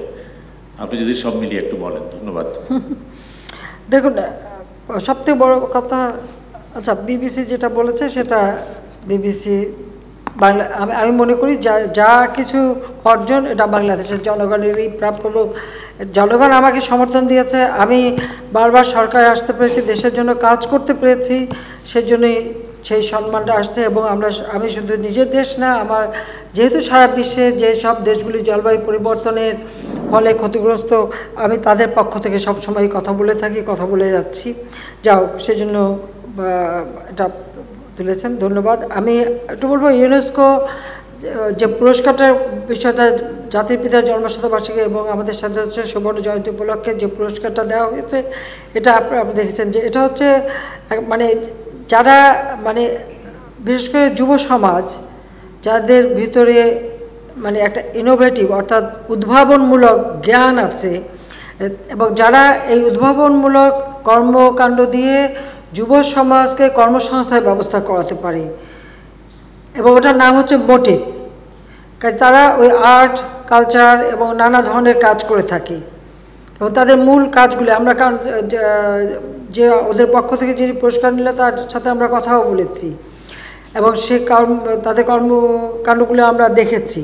কাজে এটা আমাদের দেশেও কিন্তু অনেকে করে থাকে এবং যেমন আমরা আমাদের আওয়ামী লীগের আমাদের যে গবেষণা প্রতিষ্ঠান ছিল CRI, আপনারা জানেন যে 2001 সালে খালেদা জিয়া ক্ষমতা আসার পর আমাদের এই গবেষণা প্রতিষ্ঠানটা আমরা 4 নম্বর রোডে একটা ফ্ল্যাট ভাড়া করে আমরা এটা পরিচালনা করতাম। খালেদা জিয়া অপারেশন ক্লিন হার্টের নামে সেটা বন্ধ করে দেয়, আমাদের 16টা কম্পিউটার নিয়ে যায়, আমাদের প্রায় 300 ফাইল নিয়ে যায়, নগদ টাকার এবং আমাদের বই প্রায় 10,000 মতো বই ছিল, সব নিয়ে ওটা বন্ধ করে দিয়েছিল। যে কারণে পরবর্তীতে এটা আমরা একটা ট্রাস্ট করে আলাদাভাবে আমাদের এই CRIটা আমরা চালু করেছি এবং যেটা অনেক গবেষণামূলক কাজ করে যাচ্ছে, সেটা আপনারা অনেকেই জানেন। এই CRIর মাধ্যমেই আমরা ইয়াং বাংলা এবং আমরা আমাদের যুব সমাজকে কর্মসংস্থানের দিকে আগ্রহ করা, তার জন্য কিন্তু অনেকগুলি কাজ ইতিমধ্যে করেছি, যেটা আপনি জানেন যে সজীব জয় এবং রেদওয়ান সিদ্দিক ববি সহ আমাদের কিছু ইয়াং MP এবং আমাদের সব আমাদের বিপু এখানে আছে নাকি, বিপু আসেনি, যাই হোক আমাদের MP বিপু সবাই মিলে উদ্যোগ নিয়ে আমরা কিন্তু এই ছেলে মেয়েদেরকে মানে ওইভাবেই একটা প্রেরণা দেওয়া হয়েছে এবং তাদের হাতে ল্যাপটপ তুলে দেওয়া হয়েছে, তাদের উপরে ট্যাব তুলে দেওয়া হয়েছে, তাদের বলা হয়েছে যে শুধু নিজেরা চাকরি না করে নিজেরা চাকরি দেবে, সেইভাবে নিজেদেরকে তৈরি করো, অর্থাৎ তাদেরও মোটিভেশন করা। আমরা কিন্তু এরকম অনেক উদ্যোগ কিন্তু এভাবে নিয়েছি, কাজ করেছি। এরকম আরও অনেক উদ্যোক্তা আছে বাংলাদেশে, এরকম ছোট ছোট অনেকেই কাজ করে যাচ্ছে, তারা বিভিন্নভাবে বিভিন্ন ধরনের উদ্যোক্তা কিন্তু সৃষ্টি হচ্ছে এবং এই যে উদ্যোক্তা সৃষ্টির জন্য আমরা কিন্তু আলাদা একটা বাজেটও রেখেছি, অর্থাৎ স্টার্ট আপ প্রোগ্রাম। এই স্টার্ট আপ প্রোগ্রাম যেটা, এটা কিন্তু এই ধরনের মানে যারা একেবারে তরুণ সমাজ, তারা যেন তাদের যে মেধা, তাদের যে বুদ্ধিবৃত্তি আছে, তাদের যে জ্ঞান আছে, যাদের যে মনন আছে, সেই শক্তি দিয়ে তারা যেন নিজেরা কিছু করতে পারে, উদ্যোক্তা হয় এবং সাথে সাথে তারা যেন আরও 10 জনকে চাকরি দিতে পারে। এমনকি কোম্পানি আইন পরিবর্তন করে সেখানে 1 ম্যান কোম্পানি করারও একটা সুযোগ আমরা করে দিয়েছি, যাতে এই ধরনের যুব সমাজরা তারা যদি ব্যবসা আসতে চায় তারাও একটা কোম্পানি করে দিয়ে তখন তারই মাধ্যমে তারা এরকম আরও তরুণদের সম্পৃক্ত করে যাতে কাজ করতে পারে, সেটার জন্য করতে পারে, সেই বিষয়টাই কিন্তু মাথায় রেখে আমরা কিছু উদ্যোগ নিয়েছি। আর সেই সাথে সাথে উগান্ডায় এখানে একটা ইন্টারন্যাশনাল জুরিস বোর্ড ছিল, সেখানে যারা প্রস্তাব পাঠিয়েছে প্রায় 70টার উপর প্রস্তাব এসেছিল, সেগুলি সমস্ত যাচাই বাছাই করে উগান্ডার এই প্রতিষ্ঠানটিকে তারা বেছে নিয়েছে এবং তারা পুরস্কার দিয়েছে। এবং আমি খুব খুশি হয়েছি যে উগান্ডার মতো একটা দেশ, সেই দেশ থেকে একটা গ্রুপ তারা এই যে পুরস্কারটা পেল, সেটা সত্যি খুব আনন্দের বিষয়। কারণ জাতির পিতা বঙ্গবন্ধু শেখ মুজিবের নাম তো মুছেই ফেলা হয়েছিল, 75-এর পরে তার নামটাই তো নেওয়া যেত না। তো 7ই মার্চের ভাষণ, সেটাও এখন ইউনেস্কো তার প্রামাণ্য দলিলে স্থান করে দিয়েছে। আমাদের 21শে ফেব্রুয়ারি আন্তর্জাতিক মাতৃভাষা দিবস হিসেবে আমরা স্বীকৃতি পেয়েছি। এখন জাতির পিতা নামে একটি পুরস্কার প্রবর্তন হয়েছে, সেখানে উগান্ডা থেকে একটা তরুণ সমাজ তাদের তৈরি করা একটা প্রতিষ্ঠান, এই প্রতিষ্ঠানটা যারা যুবকদের কর্মসংস্থানের ব্যবস্থা করে দিচ্ছে, সেই সুযোগটা তারা পেয়েছে। তা আমরা নিশ্চয়ই তাদের যে কাজের ধারাটাও আমরা নেব। তাছাড়া আমাদের নিজেদের দেশের ভিতরেও আরও যুব সমাজ এগিয়ে আসুক, ওই একখানা ডিগ্রি নিয়েই চাকরির পিছনে না ছুটে তাদের মেধা জ্ঞান দিয়ে তারা আরও নতুন কিছু করুক, সেটাই আমরা চাই এবং সেদিকে লক্ষ্য রেখেই কিন্তু আমরা ইতিমধ্যে অনেক ব্যবস্থা নিচ্ছি। আর আপনারা জানেন যে এখন বাংলাদেশ ডিজিটাল বাংলাদেশ, আমরা ডিজিটাল বাংলাদেশ করে দিয়েছি, এটা আমাদেরও কিন্তু 2008-এর নির্বাচন ইশতেহারে। তো 7ই মার্চের ভাষণ, সেটাও এখন ইউনেস্কো তার প্রামাণ্য দলিলে স্থান করে দিয়েছে। আমাদের 21শে ফেব্রুয়ারি আন্তর্জাতিক মাতৃভাষা দিবস হিসেবে আমরা স্বীকৃতি পেয়েছি। এখন জাতির পিতা নামে একটি পুরস্কার প্রবর্তন হয়েছে, সেখানে উগান্ডা থেকে একটা তরুণ সমাজ তাদের তৈরি করা একটা প্রতিষ্ঠান, এই প্রতিষ্ঠানটা যারা যুবকদের কর্মসংস্থানের ব্যবস্থা করে দিচ্ছে, সেই সুযোগটা তারা পেয়েছে। তা আমরা নিশ্চয়ই তাদের যে কাজের ধারাটাও আমরা নেব। তাছাড়া আমাদের নিজেদের দেশের ভিতরেও আরও যুব সমাজ এগিয়ে আসুক, ওই একখানা ডিগ্রি নিয়েই চাকরির পিছনে না ছুটে তাদের মেধা জ্ঞান দিয়ে তারা আরও নতুন কিছু করুক, সেটাই আমরা চাই। এবং সেদিকে লক্ষ্য রেখেই কিন্তু আমরা ইতিমধ্যে অনেক ব্যবস্থা নিচ্ছি। আর আপনারা জানেন যে এখন বাংলাদেশ ডিজিটাল বাংলাদেশ, আমরা ডিজিটাল বাংলাদেশ করে দিচ্ছি। এটা আমাদেরও কিন্তু 2008-এর নির্বাচন ইশতেহারে আমাদের একটা অঙ্গীকার ছিল, সেটা আজকে বাস্তবায়ন হয়ে গেছে। তো সেই ডিজিটাল বাংলাদেশ হওয়ার ফলে আজকে সেখানে এই সুযোগটা আরও বেশি এসেছে যে এই ডিজিটাল ব্যবহার করেই কিন্তু আমাদের অনেক যুবকরা আজকে কাজ করার সুযোগ পাচ্ছে। আমরা ট্রেনিং দিচ্ছি এবং এই ট্রেনিং দিয়ে তারা এখন ফ্রিল্যান্সার হচ্ছে, শুধু নিজের দেশে না বিদেশেও তারা কাজ করতে পারছে। এবং তার জন্য একটা অ্যাপস করা হয়েছে যেখানে 9টা ভাষা শেখার সুযোগ আছে। কাজে এই অ্যাপসটার মাধ্যমে 9টা, এটা আমাদের আইসিটি মিনিস্ট্রি ওরাই করেছে, যে এই ভাষা শিখে তার বিদেশের যে কোনো দেশে একটা ইউনিয়নের ছেলে মেয়েও কিন্তু তারা বিদেশে কাজ করতে পারে, টাকা কামাই করতে পারে। এবং তাদের এই যে উপার্জিত অর্থটা, এই অর্থটা যাতে সহজে তারা নিয়ে আসতে পারে, বাংলাদেশ ব্যাংকের কিছু নীতিমালা তৈরি করে আমরা সেই সুযোগটাও করে দিয়েছি। যে তারা যে ধরেন কেউ $200 কামাই করলো, কেউ $500 কামাই করলো, কেউ $100 কামাই করলো, টাকাটা যেন সহজে সে নিতে পারে তার ব্যবস্থাটাও কিন্তু আমি করে দিয়েছি। কাজে এই যে মানে লার্নিং অ্যান্ড আর্নিং এই প্রোগ্রামের মাধ্যমে কিন্তু আমরা এদেরকে দিচ্ছি। পাশাপাশি আরেকটা কাজের ইতিমধ্যে আমরা করেছি, যেটা হলো যারা ফ্রিল্যান্সার আসলে তাদের তো কোনো রেজিস্ট্রেশনও নাই, কোনো সার্টিফিকেট নাই, কিছুই নেই। এটা কোথাও বললে পরে অনেক জায়গায় পাত্তাই দেওয়া হয় না। তো সেই ক্ষেত্রে তাদেরকে রেজিস্ট্রেশনের ব্যাপার এবং একটা সার্টিফিকেটের ব্যবস্থা সেটাও আমরা করে দিয়েছি। যদিও এই সবগুলি বিষয়ে আমাদের সচিবালয়ের জয় সেই আমাদের পরামর্শ দিচ্ছে এবং করে দিচ্ছে। এখন তো আমরা ভার্চুয়াল কোর্ট সব কিছুই তো ভার্চুয়ালি করার একটা সুযোগ আমরা সৃষ্টি করছি, যে জন্য বাংলাদেশটা করোনা ভাইরাসের কারণে যত কিছুই হোক আমরা কিন্তু থেমে যাইনি। বাংলাদেশের অর্থনীতি বা সব কিছু কিন্তু গতিশীল রাখা সম্ভব হয়েছে শুধু এই একটাই কারণে। আজকে বঙ্গবন্ধু স্যাটেলাইট 1 আমরা উৎক্ষেপণ করেছি। কাজে সবগুলি আর যাই করছে ভিত্তিগুলি কিন্তু জাতিপিতা তৈরি করে দিয়ে গিয়েছিলেন, এটাও মাথায় রাখবেন। কাজে এটা আমি মনে করি যে আমাদের জন্য একটা ভালো। আপনাকে ধন্যবাদ আপনাকে প্রশ্নটা করার জন্য, যে আমি আজকে সংবাদ সম্মেলনের মাধ্যমেই আমি বলবো যে আমাদের যারা যুব সমাজ, তরুণ সমাজ, তারা উদ্যোক্তা হোক এবং এই প্রাইস যেন আমাদেরও কেউ পেতে পারে ভবিষ্যতে, তাদের সেই কাজ দেখিয়ে, অর্থাৎ মানুষকে মোটিভেট করা, ইয়াং জেনারেশনকে তাদেরকে দিয়ে কিছু কাজ করানো, এবং যেটা হয়তো সেই জুরিস বোর্ডের কাছে, কারণ প্রতিবারই নতুন জুরিস বোর্ড হবে, তাদের কাছে যেন গ্রহণযোগ্যতা পায় সেইভাবে তারা কিছু কাজ করুক যেভাবে মোটিভ পেয়েছে ওগান্ডার। ধন্যবাদ। মাননীয় প্রধানমন্ত্রী, আমার নাম নাইমুল ইসলাম খান, প্রধান সম্পাদক আমাদের নতুন সময়। মাননীয় প্রধানমন্ত্রী, আপনার এবারের সফরে ইউরোপে, ব্রিটেনে এবং ফ্রান্সে আপনার সফরটা যে কতটা তাৎপর্যপূর্ণ ছিল সেটা আমরা ইতিমধ্যেই জেনেছি এবং মিডিয়াতে কভার করেছি। সেখানে একটা নতুন স্তরে সহযোগিতা নেওয়ার কথা হয়েছে, এটা স্ট্র্যাটেজিক লেভেলে পার্টনারশিপকে নিয়ে যাওয়ার।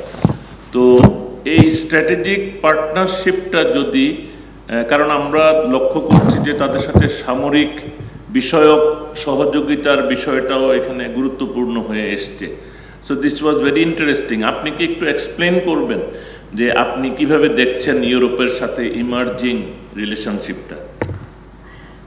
দেখুন, আমরা কারোর সাথে যুদ্ধ করতে চাই না, আমরা শান্তি চাই, সকলের সাথে বন্ধুত্ব, কারোর সাথে যুদ্ধ না।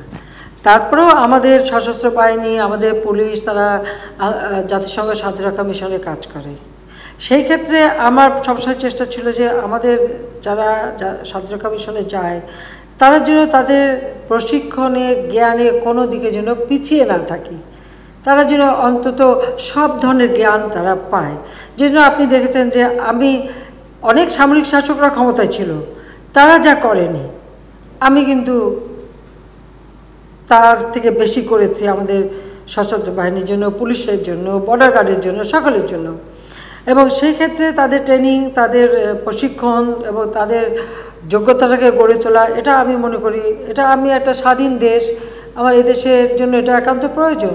কারণ স্বাধীনতার পর যখন একটা যুদ্ধবিধ্বস্ত দেশ জাতিপিতা গড়ে তুলছেন, তখনই তো সামরিক একাডেমির ভিত্তিটা তিনি তৈরি করে দিয়ে গেলেন, এবং তারই কথা ছিল যে একদিন এটা আন্তর্জাতিকভাবে কত মানে মানুষ দেখতে আসবে, এবং সেটা কিন্তু করেছি আমরা। তো সেই ক্ষেত্রে আমরা বিভিন্ন দেশ থেকে আমাদের প্রশিক্ষণের জন্য সরঞ্জাম কিনি কিছু, এটা আমাদের সিম্বলিক, কারণ আমাদের প্রশিক্ষণটা বেশি দরকার এবং সে প্রস্তুতির স্বাধীনতা সার্বভৌমত্ব রক্ষার একটা প্রস্তুতি দরকার। সেই ক্ষেত্রে ইউরোপের সাথেও আমাদের একটা যোগাযোগ আছে। আমরা বিভিন্ন দেশের যেখানে যেটা আমাদের দেশের জন্য প্রয়োজন বা সুবিধা মতো পাই এবং সুবিধা মতো দামও পাই, সেটাও যেমন আমরা কিনছি। আর আপনি জানেন যে আমরা এভিয়েশন এয়ারোস্পেস ইউনিভার্সিটি করেছি, আমরা অ্যারোনটিক্যাল সেন্টার তৈরি করেছি। আমাদের শিপইয়ার্ড, যে শিপইয়ার্ড একসময় ওয়ার্ল্ড ব্যাংকের পরামর্শে মানে বিএনপি সরকার বন্ধই করে দিচ্ছিল, ওটা লাভজনক না। আজকে কিন্তু সেই শিপইয়ার্ডে আমাদের কিন্তু শিপ তৈরি হচ্ছে, আমরা এক্সপোর্ট করছি। ড্রাই ডকটা বলতে গেলে একরকম পরেই ছিল না, মানে লাভজনক ছিল না, সামান্য কিছু মেরামতের কাজই হতো। আমরা সেই ড্রাই ডকটাকে সম্প্রসারণ করে দিচ্ছি, আমরা এখানে জাহাজ তৈরি করছি। পাশাপাশি সেই সাথে সাথে আমাদের কিছু কিছু যুদ্ধ জাহাজ, যেটা সামুদ্রিক এবং আকাশে আমাদের যুদ্ধ বিমান, এগুলি যেমন অ্যারোনটিক্যাল সেন্টারে সেগুলি রিফার্বিশ করা, নতুনভাবে করা, এগুলি যেমন করা হচ্ছে। পাশাপাশি আমাদের স্পেস সম্পর্কে গবেষণা দরকার, আর সেই সাথে সাথে আমাদের নিজেদের দেশের জন্য টেকনোলজি আমরা আনতে পারি। তা আমার যে আলোচনা, সে আলোচনায় এই বিষয়টাই ছিল যে খালি জিনিস কেনা বেচা না, টেকনোলজি ট্রান্সফারের ব্যাপারটাও কিন্তু আছে। যে আমি এটাও তাদের আহ্বান করছি যে আমরা জায়গা দিচ্ছি, আমাদের ভালো, আমাদের ইয়াং জেনারেশন অনেক মেধাবী, কাজে তারা যদি চায়, কারণ যে কোনো একটা জিনিস তৈরি করলে সেটা কিন্তু একটা দেশে সব হয় না, আজকাল বিভিন্ন দেশে তার পার্টসগুলি তৈরি হয়। আমরা যে বিমান কিনি, বিমান আপনি মনে করবেন না যে এক জায়গায় তৈরি হচ্ছে, বিভিন্ন দেশে তারা বিভিন্ন পার্টস তৈরি করে, সেগুলি অ্যাসেম্বল করে, অ্যাসেম্বলটা হয়তো এক জায়গায় হচ্ছে কিন্তু এভাবে তৈরি করে। ঠিক যুদ্ধ বিমানের ক্ষেত্রেও তাই, বা যুদ্ধ জাহাজের ব্যাপারে তাই, বা অন্যান্য জাহাজের ব্যাপারে তাই। তা আমাদের একটা সবসময় প্রচেষ্টা যে আমি কিনবো ঠিক আছে, কিন্তু সেই সাথে যেন আমার এখানেও টেকনোলজিটা ট্রান্সফার করা হয়। যেমন কোস্ট গার্ডের জন্য আমরা কয়টা কিনলাম, ওদের জাহাজ কিনলাম, করভেট কিনলাম। আমাদের কথা ছিল তোমরা নিয়ে আসো, 2-3টে তোমরা বানাই দিলে 2টা আবার এখানে বানাতে হবে। তো এইভাবে আলোচনাটা কিন্তু ওই পর্যায়ে যে আমরা শুধু কিনবই না, যাতে আমাদের দেশেও যেন টেকনোলজি ট্রান্সফার হয়, আমাদের দেশের মানুষের জন্য সেই প্রশিক্ষণটা পায়, হাতে কলমে শিখতে পারে, সেটাও যাতে হয়, সেইভাবেই আলোচনাটা হয়েছে এবং সাক্ষ্যটা ওইভাবেই আসছে। মাননীয় প্রধানমন্ত্রী, আমি জাহাজ বানাবো, নিউজে কাজ করি। আমি জলবায়ু সম্মেলনে কভার করার জন্য গিয়েছিলাম, সেখানে দেখেছি যে জলবায়ু সম্মেলনে অন্যান্য দেশের রাষ্ট্রপ্রধান এবং অন্য দেশের প্রতিনিধিরা আপনাকে কি পরিমাণ প্রশংসা করেছে। বিশেষ করে ভারত, পাকিস্তান, বিভিন্ন দেশের সাংবাদিকরা আমাদের জিজ্ঞাসা করেছে যে তোমার দেশের প্রধানমন্ত্রী তো ব্রিটেনের কাছ থেকে $120 মিলিয়ন শিশু এবং নারীদের জন্য নিয়ে এগুলো, আমরা তো কিছুই পেলাম না। তো এবং আমি শুধু আপনাকে বলতে চাই যে জলবায়ু অভিযোজন খাতে সর্বশেষ 13টি দেশ যে $233 মিলিয়ন বরাদ্দ করেছে, সেটাকে আমরা যে $120 মিলিয়ন যুক্তরাজ্যের কাছ থেকে পেয়েছি তার অতিরিক্ত, এবং তার কত পার্সেন্ট আমরা পেতে পারি, এই ধরনের কোনো আলোচনা আপনার সম্ভাবনা হয়েছিল কিনা মাননীয় প্রধানমন্ত্রী? আপনাকে ধন্যবাদ। হয়েছিল কিনা মাননীয় প্রধানমন্ত্রী? আপনাকে ধন্যবাদ। ফ্রান্স যেটা দেবে সেটা শুধু আমাদেরই দেবে, এটা তো অন্যের সঙ্গে যুক্ত হয়ে না, এটা সরাসরি আমরাই পাবো। ফ্রান্সের সাথে আমাদের সেটাই আলোচনা হয়েছে, সেটা প্রেসিডেন্ট ম্যাক্রন নিজেই বলেছেন। আর হ্যাঁ, প্যারিস ডিক্লারেশনে যে 100 বিলিয়নের কথা বলা ছিল, তাতে আসলে ধনী দেশগুলি হলো কৃপণ। আরেকটি ব্যাপার, ওটা শুধু কৃপণ না, আমি আরেকটাও বলবো যে আপনি এটা মনে করবেন না যে বাংলাদেশে যেমন আমরা এই করোনা সামাল দিয়ে আমাদের অর্থনীতিকে সচল রাখতে পেরেছি, অনেক ধনী দেশ কিন্তু তা পারেনি। হয়তো তারা তাদের স্ট্র্যাটেজি ঠিকভাবে নিতে পারেনি, বা তাদের যখন যে পদক্ষেপ নেওয়ার সেটা নিতে পারেনি হয়তো, সেই সব কারণে আমরা কিন্তু সেক্ষেত্রে পিছিয়ে থাকিনি। যার জন্য আমরা আমাদের অন্তত আমি তো বললাম যে বহু দেশ আপনারা যান, এখন দেখবেন হাহাকার, খাবারের অভাব, অনেক ইন্ডাস্ট্রি বন্ধ হয়ে যাচ্ছে। আমরা কিন্তু সব চালু রাখতে সক্ষম হয়েছি, কারণ আমরা শুরু থেকে এই ব্যাপারে খুব সতর্ক ছিলাম। এবং আমি তো প্রথমেই বলছি যে আগেই যত মানি ফ্লো, যত বেশি টাকা সরবরাহ করা যায়, অর্থ সরবরাহটা অব্যাহত রাখা, আর সেই সাথে সাথে আমাদের সব কিছুর জন্য সচল থেকে আর খাদ্য উৎপাদন বাড়ানো। আর জলবায়ু পরিবর্তন আপনারা জানেন যে আমাদের কিন্তু ইতিমধ্যে অনেকগুলি উদ্যোগ নেওয়া আছে বহু আগের থেকে, যখন এই বিষয়টাই আছে নাই, সেই 84 সাল থেকে আওয়ামী লীগ বৃক্ষরোপণ কর্মসূচি করে। এটা কেন করে? আমাদের সবসময় এটাই ছিল যে আমাদের প্রকৃতিকে রক্ষা করতে হবে, কারণ যত বেশি নগরায়ন হবে প্রকৃতির উপরে তত আঘাত আসবে। তা আমাদের কৃষক লীগের মাধ্যমে আমাদের এক একটা কর্মসূচি আমরা এক একটা সহযোগী সংগঠন দিয়ে করাই। তাই কৃষক লীগের মাধ্যমে কৃষক লীগের উপরে দায়িত্ব ছিল যে কৃষক লীগ এই বৃক্ষরোপণ কর্মসূচি করবে, আমরা সবাই গাছ লাগাবো। আমরা কিন্তু যে জাতির পিতা বঙ্গবন্ধু শেখ মুজিবের জন্ম শতবার্ষিকী উপলক্ষে এবং আমাদের স্বাধীনতা সম্পন্ন জয়ন্তী উপলক্ষে আমরা কিন্তু এই বৃক্ষরোপণ কর্মসূচি, যেমন আমার দল থেকেই তখন টার্গেট ছিল আমরা 1 কোটি গাছ লাগাবো, আমরা কিন্তু লাগিয়েছি অনেক বেশি। আবার সরকারের পক্ষ থেকে সিদ্ধান্ত ছিল সরকার 1 কোটি গাছ লাগাবে, সেভাবে সবাইকে। এবং এ পর্যন্ত যতগুলি প্রজেক্ট আমরা নিচ্ছি, প্রত্যেকটা উন্নয়ন প্রজেক্টে কিন্তু আমরা একটা বিষয় খেয়াল রাখি যে আমাদের বৃক্ষরোপণ করতে হবে, বৃষ্টির পানি সংরক্ষণের ব্যবস্থা করতে হবে, সোলার প্যানেল দিতে হবে, এবং আমরা যত কাজ আমরা করি সব জায়গায় এই বৃক্ষরোপণ আর জলাধার সংরক্ষণ সে ব্যবস্থাটা আমরা নিচ্ছি। পাশাপাশি আমাদের সমস্ত নদী, নালা, খাল, বিল, ডোবা, পুকুর যা আছে সবগুলি সংস্কার করা, আর সেখানে পানিটা ধারণ করে রাখা। আর সেই সাথে আমাদের মাটি আছে, আমাদের মানুষ আছে, যেটা জাতির পিতা বলেছেন মাটি আছে মানুষ আছে, তাই দিয়ে তো আমাদের দেশটা গড়ে তুলব। ঠিক তাই করা হচ্ছে। আমাদের তো মাছ উৎপাদন হচ্ছে, আমাদের ফসল উৎপাদন হচ্ছে, সবই হচ্ছে। জলবায়ু পরিবর্তনের কিন্তু বড় ধনী দেশগুলি কিন্তু সেভাবে করতে পারে নাই। অনেক দেশই এখন খুবই হতাশাগ্রস্ত, খুবই খারাপ অবস্থায় আছে। তবে হয়তো এই এখন করোনা একটু কমে গেছে, হয়তো তারা সেটা ওভারকাম করতে পারবে। কিন্তু আমাদের দাবি সবসময় থাকবে যে আমাদের যে প্রতিশ্রুতি প্যারিস অ্যাগ্রিমেন্টে যেটা করা হয়েছিল 100 বিলিয়ন, সেটা যেন অবশ্যই ভালনারেবল কান্ট্রিগুলি পায়, এবং এটা 50-50 করে হবে। অর্থাৎ আমাদের যে মানে জলবায়ুর হাত থেকে রক্ষা পাওয়া, অভিঘাত থেকে রক্ষা পাওয়া, অর্থাৎ এই যে মিটিগেশন যে এবং অ্যাডাপ্টেশন প্রোগ্রাম, এটা যেন যথাযথভাবে হয় এবং কোনো দেশ যেন ক্ষতিগ্রস্ত না হয়, সেটার দিকে তাদের দৃষ্টি দিতে হবে। তো সেটা হয়তো যেভাবে আমরা চেয়েছিলাম সেটা না হলেও আমি মনে করি যথেষ্ট অগ্রগতি আছে, অনেক প্রতিশ্রুতি পাওয়া গেছে, এবং হয়তো ফান্ড আস্তে আস্তে আসতে থাকবে। আর বাংলাদেশের যেটা বিভিন্ন একটা দেশের সাথে যেটা, সেটা তো আমরা পাবো। ভ্যাকসিনটা আমরা ওই কোভ্যাক্সের মাধ্যমে আসবে, এটা প্রেসিডেন্টের মানে সরাসরি বলেছেন, ওটা আমরা কোভ্যাক্সের মাধ্যমে পাবো।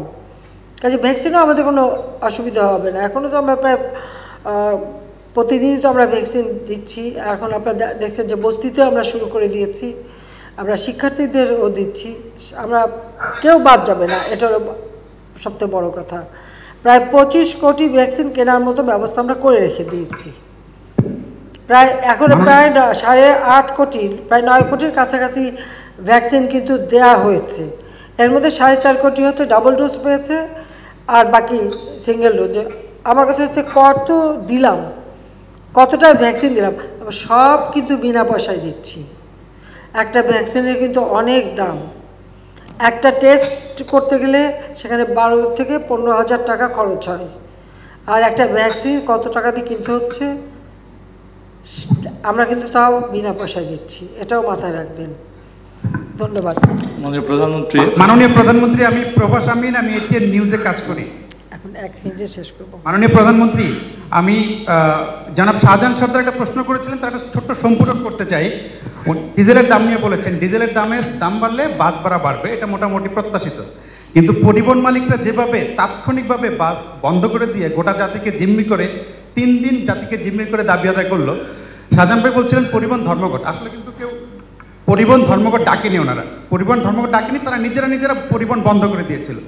তাদের বেআইনিভাবে গোটা জাতিকে জিম্মি করার জন্য তাদের তিরস্কার পাওয়া উচিত ছিল, কিন্তু তারা 23 ভাগ ডিজেলের দাম বেড়েছে, তাদের ভাড়া বেড়েছে 27 ভাগ, তারা আসলে পুরস্কৃত হয়েছে। এবং আমরা দেখেছি বারবার আগেও যখনই কোনো তাদের বিরুদ্ধে কোনো আইন হয়, সংসদে বা কিছু হয়, তারা হুট করে পরিবহন বন্ধ করে দিয়ে জাতিকে জিম্মি করে, বারবারই জিম্মি করে দাবি আদায়ের প্রবণতা বন্ধ করার। আর একটা ছোট্ট প্রশ্ন, আপনি টিকিট খুব মনোযোগ দিয়ে ফলো করেন, আমরাও করি, কিন্তু এবার টি-20 বিশ্বকাপে বাংলাদেশের যে পারফরমেন্স সেটা আমাদের সবাইকে খুব হতাশ করে। যে মানে ক্রিকেটারদের মধ্যে, বোর্ডের মধ্যে অনেক কথা, অনেক কিছু, এটার ব্যাপারে আপনার একটু মন্তব্য জানতে চাই। টি-20 পারফরমেন্স আমাদের খুব হতাশ করেছে। কেন আপনি এত হতাশ হন কেন? আমি এই হতাশা দেখতে চাই না। কয়েকটা খেলা তো তারা চমৎকার খেলেছে। ক্রিকেট খেলছেন কখনো, মাঠে গেছেন কখনো, ব্যাট বল ধরছেন? ধরেন নাই, সেই জন্য জানেন না। কখনই যে ব্যাটে বলে ঠিক মতো লাগবে আর ছক্কা হবে, এটা সবসময় সব অঙ্কে মেলে না, এটাও বাস্তব কথা। তো হ্যাঁ, তারা যেটা আমরা আশা করেছিলাম হয়নি, বা সেটা আমি কিন্তু আমাদের ছেলেপেলেতে কখনো হতাশা করি না। তাদেরকে আমি বলি আরও ভালো খেলো, আরও মনোযোগী হও, আরও প্র্যাকটিস করো। একে তো প্যান্ডামিকের সময় সেরকম হয়নি, মানে করোনার কারণে প্র্যাকটিস করতে পারেনি। আর তারপরেও বাংলাদেশ আজকে যে বিশ্বকাপে খেলছে, বেশ কয়েকটি দেশকে হারাতে পারছে, এটাই তো সবচেয়ে বড় কথা। তারা যে খেলতে পেরেছে এবং যেটুকু পেরেছে, আমি চাচ্ছি আরও বেশি তাদেরকে ট্রেনিং করানো, আরও উন্নত খেলা যাতে খেলতে পারে, সেই জন্য। তো কথা এত হতাশ হওয়া তো ঠিক না। এটা আবার আমাদের একটা মানসিক রোগের মতো হয়ে গেছে, সব কিছু একটুতেই হতাশ, আবার একটুতেই উৎফুল্ল। তো বেশি উৎফুল্ল হওয়া ভালো না, আবার বেশি হতাশ হওয়া ভালো না। এটা মাঝে মাঝে ধৈর্য ধরে থাকেন, আগামীতে নিশ্চয়ই ভালো করবে। কিছু ইয়াং জেনারেশন আসছে, আরও ভালো করছে। হ্যাঁ বলেন। জি, মাননীয় প্রধানমন্ত্রী, আমি নাসিমা খান মন্টি, সম্পাদক দৈনিক আমাদের নতুন সময়। আমার প্রশ্নটা হচ্ছে, বছর দুয়েক আগে আপনি বিচারকদের একটা অনুষ্ঠানে বলেছিলেন যে পৈতৃক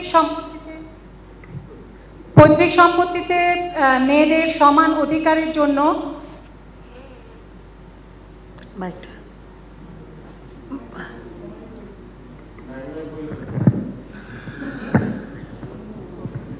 শরিয়া আইন পরিবর্তন না করে, শরিয়া আইনে হাত না দিয়ে উত্তরাধিকার আইন সংশোধন করে কিভাবে ছেলে মেয়েদের সমান অধিকার দেওয়া যায় পৈতৃক সম্পত্তিতে, সেটা দেখার জন্য আপনি নির্দেশনা দিয়েছিলেন।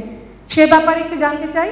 আর আরেকটা বিষয় আমি একটু বলতে চাই যে আমাদের সরকারের নানান রকম সেবামূলক কার্যক্রম আছে, যেমন সমাজ কল্যাণ মন্ত্রণালয়ের অধীনে ক্যান্সার, কিডনি এরকম কিছু রোগের জন্য সহযোগিতা দেওয়া হয়, যেটা অনেকেই জানে না। এই ধরনের সেবামূলক কাজগুলোকে যদি আরো বেশি প্রচার করা যায়, মানুষ জানতে পারে, তাহলে এই সেবাটা সহজে নিতে পারে। অনেকে এটা না জানার জন্য এগুলা নিতে পারে না। ধন্যবাদ প্রধানমন্ত্রী। ধন্যবাদ। হ্যাঁ, এটা আমি সবসময় মনে করি যে অনেক সময় দেখে যে এখন সবাই ছোট পরিবার, কাজেই অনেক সময় দুটো মেয়ে থাকে, তখন এটা প্রায়ই হয়। আসলে মানুষ সম্পত্তির জন্য তো অনেক সময় অন্ধ হয়ে যায়, যে বাপ মরতে পারে না, চাচারা এসে উঠে জুড়ে বসলো, অমনি বের করে দেবে বাড়ি থেকে। তো এই ধরনের অনেক ঘটনা ঘটে। সেই জন্যই আমি বলেছিলাম যে অন্তত ঠিক আছে, দাদার সম্পত্তিতে সবার ভাগ থাকবে, কিন্তু যেটা নিজের বাবার উপার্জিত, সেখানে মেয়ের অধিকারটা অন্তত সম্পত্তিতে তার অধিকারটার জন্য নিশ্চিত করা হয়, তাদেরকে যেন এসে আবার ঠেলে বের করে না দিতে পারে।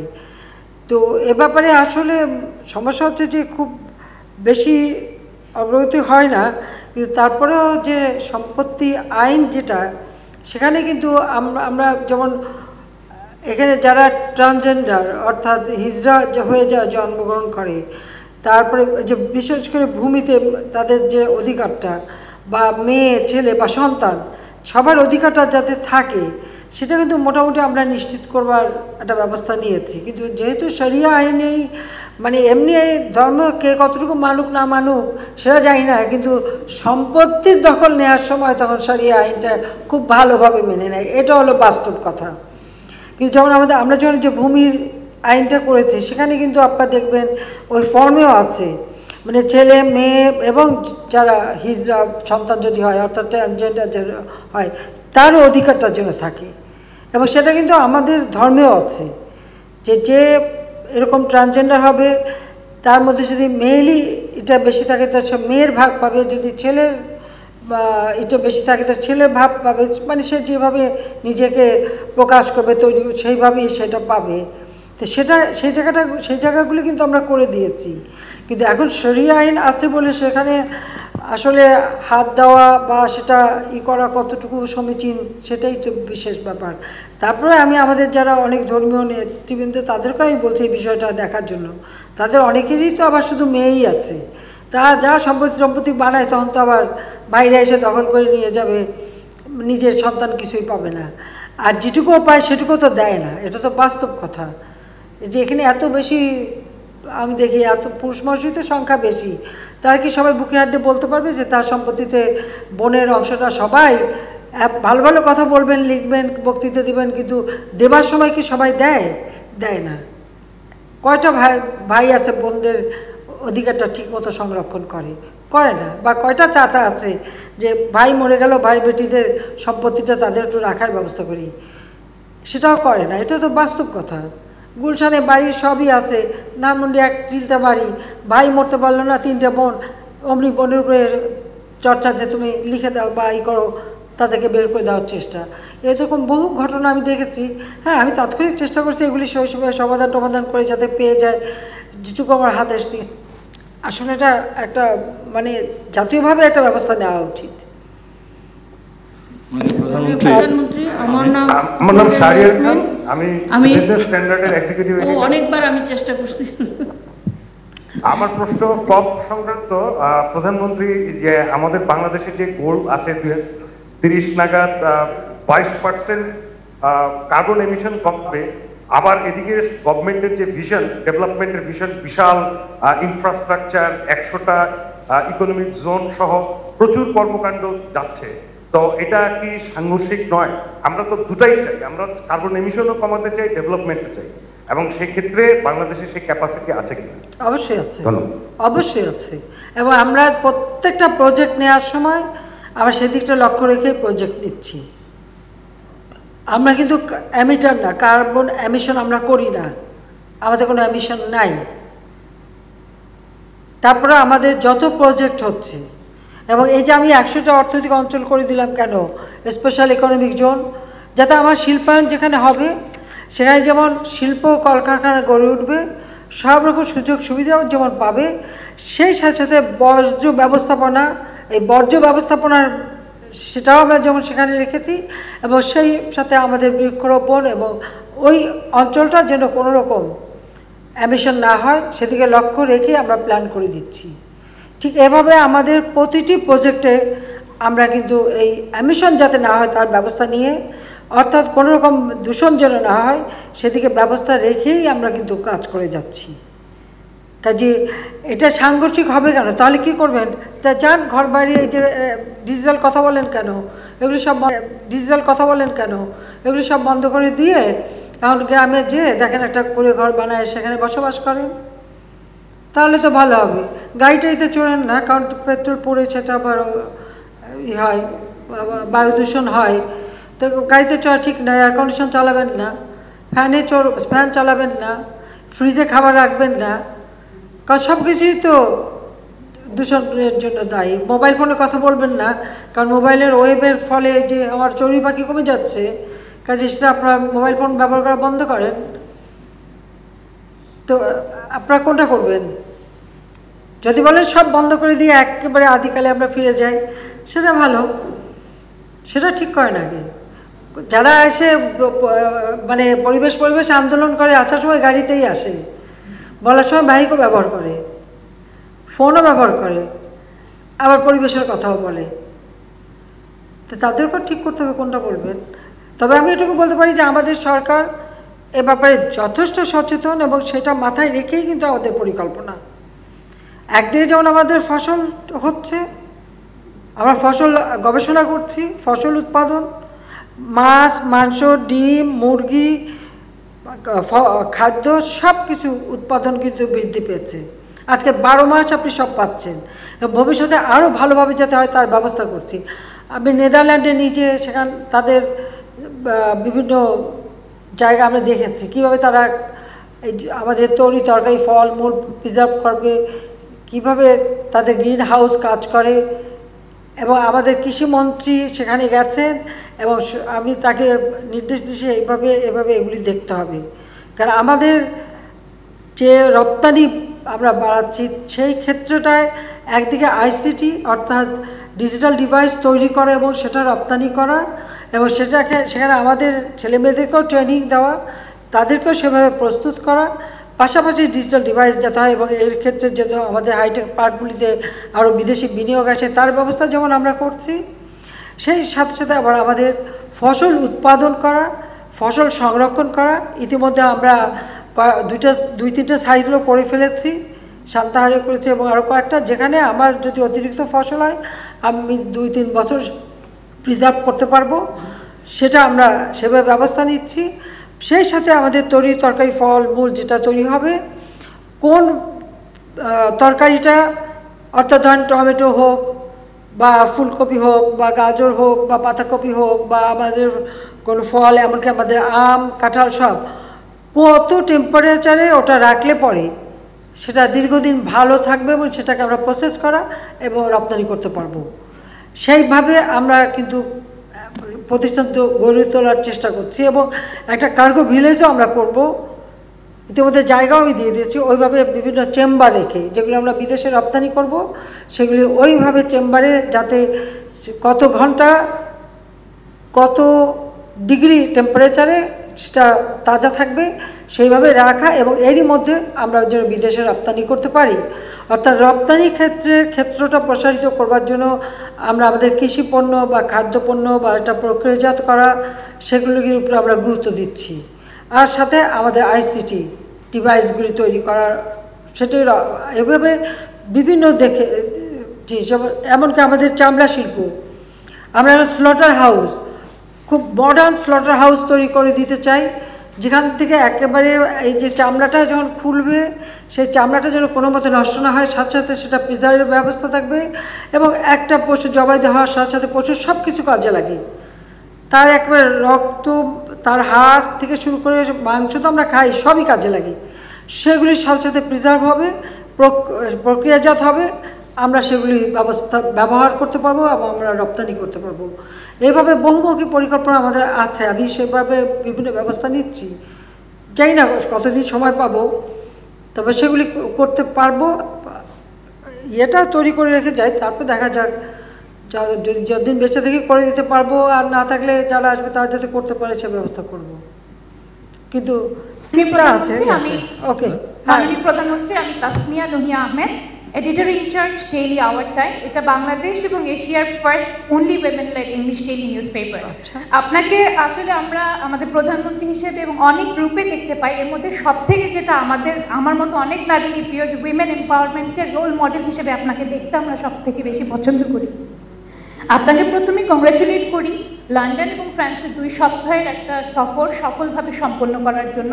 আমি খুব রিসেন্ট একটা ঘটনা নিয়ে আপনার মত জানতে চাচ্ছি যে আমরা জানি রেঞ্চি ধর্ষণ মামলার বিচারের পরে আমাদের নারী ও শিশু নির্যাতন দমন ট্রাইব্যুনাল থেকে একটা অবজারভেশন এসছে বিচারকের পক্ষ থেকে, সে নিয়ে তুমুল আলোচনা সমালোচনা চলছে দেশে। তো আমরা যখন দেখি এবং এই বিষয়ে আমাদের মাননীয় আইনমন্ত্রী আমাদের প্রধান বিচারপতি যে পদক্ষেপগুলো নিয়েছে আমরা সেটাকে হোল হার্টেডলি অ্যাপ্রিশিয়েট করি।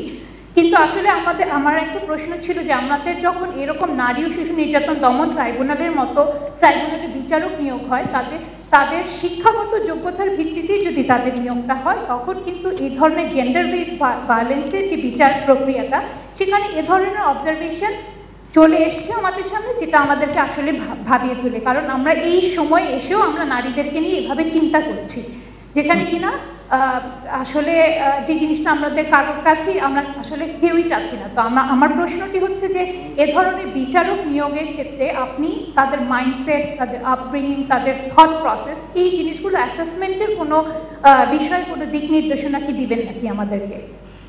দেখুন, এখানে বিচারক নিয়োগের ক্ষেত্রে তো কতগুলি নীতিমালা আছে, নিয়ম আছে, এবং জুডিশিয়াল সার্ভিসের মাধ্যমে যারা আসেন তারা তো পরীক্ষা দিয়েই আসে, শিক্ষাগত যোগ্যতা নিয়েই আসে। আর বিচারক নিয়োগ এটা কিন্তু আমার হাতে না, এটা মহামান্য রাষ্ট্রপতির হাতে এবং আমাদের চিফ জাস্টিসের হাতে। কাজে এটা বিচারক নিয়োগের ক্ষেত্রে কিন্তু সমস্যা না, সমস্যা হলো একটা মানুষের মানসিকতার উপর। কাজে এখন যিনি এই ধরনের অবজারভেশন দিয়েছে এটা তার মানসিকতা, এটা তার ব্যক্তিগত ব্যাপার, তার ব্যক্তিগত মতামত। তবে এটা সঙ্গে সঙ্গে কিন্তু অ্যাড্রেস করা হয়েছে, সঙ্গে সঙ্গে ব্যবস্থা নেওয়া হয়েছে, এটা হলো বাস্তবতা। ধন্যবাদ। তো প্রধানমন্ত্রী, আমার নাম মানস ঘোষ, আমি এশিয়ান টেলিভিশনে আছি। আপনার লন্ডনের সংবর্ধনা সভায় আপনার একটি মন্তব্য খুব জোর দিয়ে আপনি বলছেন যে বিদেশে বসে বাংলাদেশে ষড়যন্ত্র করা হচ্ছে, দেশ বিরোধী ষড়যন্ত্র করা হচ্ছে। আপনি আসলে কি ধরনের ষড়যন্ত্রে রাজ করছেন, কারা করছে, যদি আমাদের কিছু পরিষ্কার করতেন। ধন্যবাদ। কেন আপনারা কি কিছুই টের পান না? আজকে বাংলাদেশের অর্থনৈতিক উন্নতি হচ্ছে, বাংলাদেশ এগিয়ে যাচ্ছে। যারা এর আগে ক্ষমতায় ছিল, আমি জিয়াউর রহমানের কথাই বলি, বা এরশাদ বা খালেদা জিয়ার আমলে 2001 সালে বাংলাদেশ পাঁচবার বিদেশে কী হয়েছে, আন্তর্জাতিকভাবে পাঁচবার দুর্নীতিতে চ্যাম্পিয়ন। আজকে বাংলাদেশে রাজনৈতিক দল, জাতীয় পার্টি, বিএনপি এবং জামাত, মিলিটারি ডিক্টেটররা ক্ষমতা অবৈধভাবে সংবিধান দখল করে তারপরে তারা ক্ষমতায় বসে এই দলগুলি সৃষ্টি করেছে। কাজে এরা হলো ক্ষমতার ছত্রছায়া তৈরি করা দল। ক্ষমতার বাইরে এদের টিকে থাকার কোনো সম্ভাবনা নেই, কারণ এদের শিকড়ের জোর নেই। বাংলাদেশ স্বাধীন দেশ, জাতির পিতা স্বাধীনতা অর্জনের পর 3.5 বছরে এই বাংলাদেশকে স্বল্পোন্নত দেশে উন্নীত করে যান, এবং আওয়ামী লীগ সরকারে আসার পর সেই আদর্শ নিয়ে চলে আজকে বাংলাদেশ উন্নয়নশীল দেশে উন্নীত হয়েছে। তাহলে 75 সাল থেকে 96 সাল পর্যন্ত বা 2009 পর্যন্ত যারা ক্ষমতায় ছিল তারা কেন পায়নি এদেশকে উন্নত করতে? পায়নি একটি কারণে, যে তারা বাংলাদেশের উন্নয়ন কখনো চায়নি, বাংলাদেশের অভ্যুদয় চায়নি, বাংলাদেশ স্বতন্ত্র একটা রাষ্ট্র হিসেবে টিকে থাকুক চায়নি, বাংলাদেশটাকে আবার তারা ব্যর্থ রাষ্ট্র করতে চেয়েছিল। 2009 থেকে 2021 আজকে বাংলাদেশের যে উন্নয়নটা, আজকে সারা বিশ্বে বাংলাদেশের একটা সম্মান, একটা মর্যাদা, এটা তাদের কাছে কখনো ভালো লাগবে না, যে কারণে তাদের ষড়যন্ত্রটা সবসময় হচ্ছে। আপনারা যদি চোখে না দেখেন আমার কিছু বলার নাই, তাহলে আপনারা তো এটুকু দেখেছিলেন যে চলন্ত বাসে আগুন দিয়ে মানুষ পোড়ানো, নাকি সেটাও ভুলে গেছেন? 2001 সালে কিভাবে মেয়েদেরকে রেপ করা হয়েছে, কিভাবে ঘরবাড়ি দখল হয়েছে, চোখ তোলা হাত কাটা হত্যা করা হয়েছে, সেটা কি দেখেছেন? হ্যাঁ, জিয়াউর রহমানের আমলটা হয়তো অনেকে ছোট ছিলেন, দেখতে পাননি, কিন্তু সেই সময় যে মানুষকে যে নির্বিচারে খুন করা হয়েছে, মুক্তিযোদ্ধাদের খুন করা হয়েছে, একটা দেশে যদি 19 বার, মাত্র 4 বছরের মধ্যে যদি 19 বার কু হয়, তো সেটা কি কোনো রাষ্ট্র হিসেবে টিকে থাকতে পারে?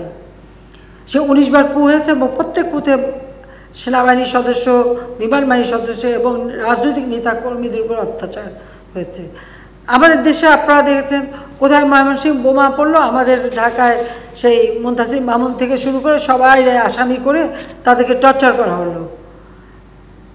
সেগুলো কি মনে আছে? সেগুলো কি চোখে দেখেছেন? তো যারা এইভাবে অত্যাচার নির্যাতন করে এবং তেল আর গ্যাস বিক্রি বিশৃঙ্খলা দিয়ে ক্ষমতা এসে দুর্নীতিতে চ্যাম্পিয়ন করে, তারপরে এতিমের অর্থ আত্মসাৎ করে, গ্রেনেড হামলা করে, আমাকে হত্যার চেষ্টা করে, বা 10টা অস্ত্র চোরাকারবারি মামলায় আসামি হয়ে সাজাপ্রাপ্ত হয়ে ফিউজিটিভ হয়ে বিদেশে রয়েছে, তাদের তো প্রচেষ্টা থাকবেই যে বাংলাদেশ সবসময় ব্যর্থ হোক, বাংলাদেশে সবসময় একটা গোলমাল লেগেই থাকুক, এবং চেষ্টা তো তার এর মধ্যে প্রতিনিয়ত করে যাচ্ছে। এদেশে জঙ্গিবাদের সৃষ্টি কে করেছে? কখন হয়েছে? বাংলা ভাই কখন সৃষ্টি হয়েছে? বাংলা ভাই মিছিল করে, পুলিশ পাহারা দেয়, এটা তো বিএনপির আমলেই। আমরা আসার পর এগুলি দমন করেছি, এগুলিকে আমরা নিয়ন্ত্রণ করেছি, আমরা বিভিন্নভাবে এটা নিয়ন্ত্রণ করে দেশে একটা শান্তিপূর্ণ অবস্থা, উন্নয়ন যাতে হয় সেটাই করে যাচ্ছি। এখন তাদের প্রচেষ্টা থাকবে, আমি জানি সেটা, যে তারা ইলেকশন করে না, কি ইলেকশন নিয়ে প্রশ্ন তোলে। এরা ইলেকশন নিয়ে প্রশ্ন তোলে কীভাবে? জিয়াউর রহমান কী ইলেকশন করেছিল? ৭৭ সালে তার হ্যাঁ না ভোট, ৭৮ সালে তার রাষ্ট্রপতি নির্বাচন, বা ৬৯ সালে তার যে সংসদ নির্বাচন, সেটা কি কোনো নির্বাচন ছিল? বা ৮১ সালে রাষ্ট্রপতি নির্বাচনের কথাই তো স্মরণ করেন। আজকে মানুষ হত্যা বলছেন, সেই ৮১ সালে রাষ্ট্রপতি নির্বাচনে কতজন হত্যা হয়েছিল, কত মানুষের ঘর বাড়ি পুড়িয়েছিল। এত তাড়াতাড়ি ভুলে গেলে চলবে? সবাই এত তাড়াতাড়ি ভুলে গেলে কী করে চলে? তা এখনও তাদের ইচ্ছা, তারা ২০১৪ ইলেকশন করবে না। ইলেকশন করবে কিভাবে? ইলেকশন করতে হলে যে সাংগঠনিক শক্তি দরকার হয় বা জনসমর্থন দরকার হয়, সেটা যখন নাই, তখন তারা ওই আমরা করব না, মানি না বলে নিজেদের দৈন্যতাটাই প্রকাশ করে। এখনও ইউপি ইলেকশনে বলে দিল তারা কি তাদের মানে সিম্বল দিয়ে ইলেকশন করবে না, কিন্তু কেউ এমনি করতে চাইলে করতে পারে। কেন? তারা জানে যে আওয়ামী লীগ তৃণমূল পর্যায় পর্যন্ত এমনভাবে উন্নয়নটা করেছে, আর সাধারণ মানুষ আওয়ামী লীগকে ভোট দেয়, আওয়ামী লীগকেই চায়। এখন কিভাবে ক্ষমতা থেকে সরাবে? গ্রেনেড হামলা করে পারল না, সেই ৭৪ কেজি বোমা ফিট করার পরেও বেঁচে গেলাম, সরাসরি গুলি করলো কত দফা, সে তো এত দফা এখন বলতে গেলে অনেক সময় লাগবে, বারবার তো আমি ভুক্তভোগী, তাতেও পারলো না। আমি যাচ্ছি সে কলারতে, সামনে বাস আটকে দিয়ে আমার গাড়ি আটকে, গাড়ি আক্রমণ, সেখানেও মারতে পারলো না। তো এতবার চেষ্টা করলেও সফল হতে পারলো না। তো তাদের তো এই চেষ্টা অব্যাহত থাকবেই, কারণ সেটাই তারা করে যাচ্ছে, সেটাই তারা করবে, এটাই তাদের চরিত্র। তারা ক্ষমতায় আসছে অস্ত্রের মাধ্যমে, ক্ষমতায় আসছে বন্দুকের জোরে, এবং তাদের সৃষ্টি ওখান থেকে, ওই বন্দুকের নল দিয়েই সৃষ্টি, অবৈধ ক্ষমতার থেকে সৃষ্টি। তো এখন লন্ডনে বসে ফিউজিটিভ হয়ে নানা ধরনের এই বাংলাদেশের ভিতরে, একদিকে বাংলাদেশের ভাবমূর্তি নষ্ট করা, আর আমাদের তো কিছু লোক থাকে পয়সা পেয়ে ভাড়া খেটে যতবার বাংলাদেশের বিরুদ্ধে অপপ্রচার চালাতেই থাকে, কারণ এখানে পয়সা মানি ম্যাটার্স, অত মোটা অঙ্ক পেলে, কারণ এরা তো টাকা পয়সা সব যেভাবে বাংলাদেশ সব অর্থ তো চুরি করে নিয়ে বিদেশে আয়েসে দিন কাটাচ্ছে। সামান্য কিছু টাকা আমরা উদ্ধার করে এনেছি, সেটা খালেদা জিয়ার এক ছেলের টাকা, আর বাকিও তো আছে, এবং তারা ওখানে ভালোভাবে সেগুলি ব্যবহার করছে। এবং বাংলাদেশের মধ্যে কীভাবে গোলমালটা পাকাবে, আজকে এখানে বোমা হামলা, কালকে ওখানে মন্দির ভাঙা, কালকে সেখানে মন্দিরের উপরে কোরআন শরীফ রাখা, সব কিছুই তো কারা নিয়ন্ত্রণ করে, কোত্থেকে আসে? এটা তো তদন্তে বের হচ্ছে। এখন তো ডিজিটাল বাংলাদেশ সাথে একটা সুবিধা আছে, সিসি ক্যামেরা দিয়ে তো বের করা হয়েছে যে কোথা থেকে, এবং আরও তথ্য বের হবে, তারপর সেগুলি দেখেন। আর সাংবাদিকরাই যদি প্রশ্ন করেন তো ষড়যন্ত্র কোথায়, তার যাবো কোথায়? তো আপনাদেরও বের করা উচিত। আপনারা কী চান?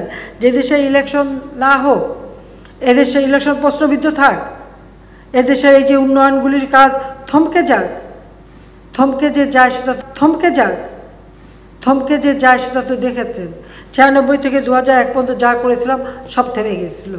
জাতির পিতা স্বাধীনতার পরপর ৭৫ পর্যন্ত যতটুকু এগিয়ে নিয়ে গিয়েছিল, বাংলাদেশ পিছিয়ে গেছে। ৯৬ সালে ১৫০০ মেগাওয়াট বিদ্যুৎ থেকে যখন ৪০০০ মেগাওয়াট করলাম, সেটা কমে দাঁড়ালো আবার ৩২০০-তে।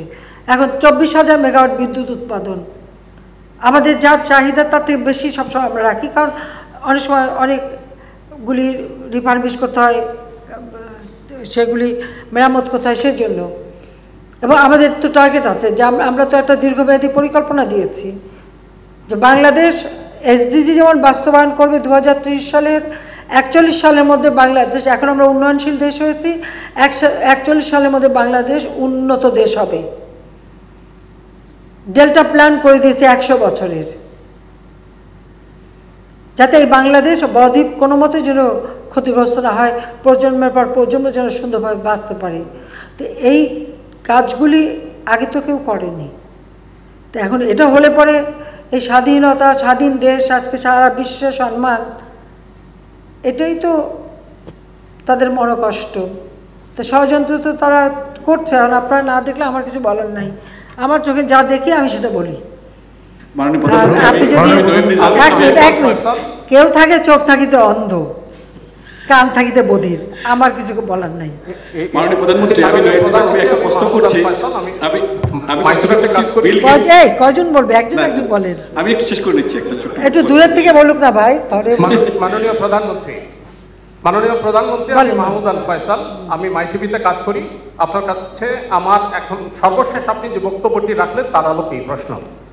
প্রধান বিরোধী দল হিসেবে রাজপথের আমরা বলি, সেই বিএনপি এরই মধ্যে বলেছে যে আগামী নির্বাচন নিয়ে সরকারের সঙ্গে কোনো ধরনের আলোচনায় তারা অংশ নেবে না। এখন সংসদের বিরোধী দল হিসেবে জাতীয় পার্টি সেই হিসাবে ঠিক আছে, তাদের পক্ষ থেকে এই ইস্যুতে কোনো বক্তব্য নেই, কিন্তু আমরা একটা অংশগ্রহণমূলক নির্বাচন, আগামী নির্বাচন দেখতে চাই। এই অংশগ্রহণ নির্বাচন করবার জন্য আপনার সরকারের পক্ষ থেকে বিরোধী দলের সঙ্গে কোনো সংলাপের উদ্যোগ নেবেন কিনা, এটি হচ্ছে প্রথম প্রশ্ন। আরেকটি বিষয় আপনাকে বলি, মঞ্জুরুল হাসান বুলবুল তিনি আপনাকে একটি প্রশ্ন করেছিলেন, তার একটি অংশ হচ্ছে যে সাবেক প্রধানমন্ত্রী এবং সাবেক বিরোধী দলীয় নেত্রী বিএনপি চেয়ারপারসন খালেদা জিয়া, তার ট্রিটমেন্টের যে বিষয়টি এখন ব্যাপক আলোচিত হচ্ছে, এ বিষয়ে আপনি বিশেষ কোনো পদক্ষেপ গ্রহণ করবেন কিনা, এ দুটি প্রশ্ন। আমার কাছে চান কিভাবে বলেন তো? খালেদা জিয়াকে যে কারাগার থেকে বাসায় থাকতে দিচ্ছে, চিকিৎসা করতেছি, এটাই কি বেশি না? আপনাকে যদি কেউ হত্যা করার চেষ্টা করতো, আপনি কি তাকে গলায় ফুলের মালা দিয়ে নিয়ে আসতেন? বলেন আমাকে। বা আপনার পরিবারকে কেউ যদি হত্যা করতো, আর সেই হত্যাকারীকে যদি কেউ বিচার না করে পুরস্কৃত করে বিভিন্ন দূতাবাসে চাকরি দিত, তাদের জন্য আপনি কি করতেন?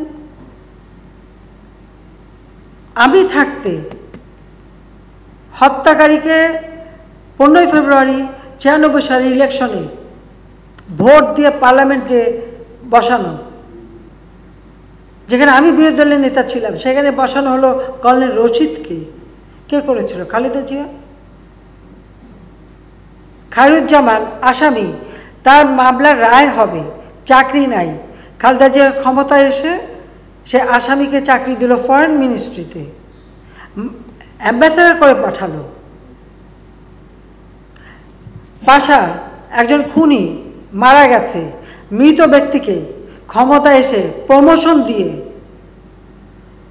সে সেনাবাহিনীর অফিসার ছিল, প্রমোশন দিয়ে তার সমস্ত অবসর ভাতাটা সব দিয়ে দিল। আর আমার গ্রেনেড হামলার পরে বলে দিল কি, আমি ভ্যানিটি ব্যাগে করে গ্রেনেড নিয়ে নিজে আত্মহত্যা করতে নিজেকে মেরেছিলাম।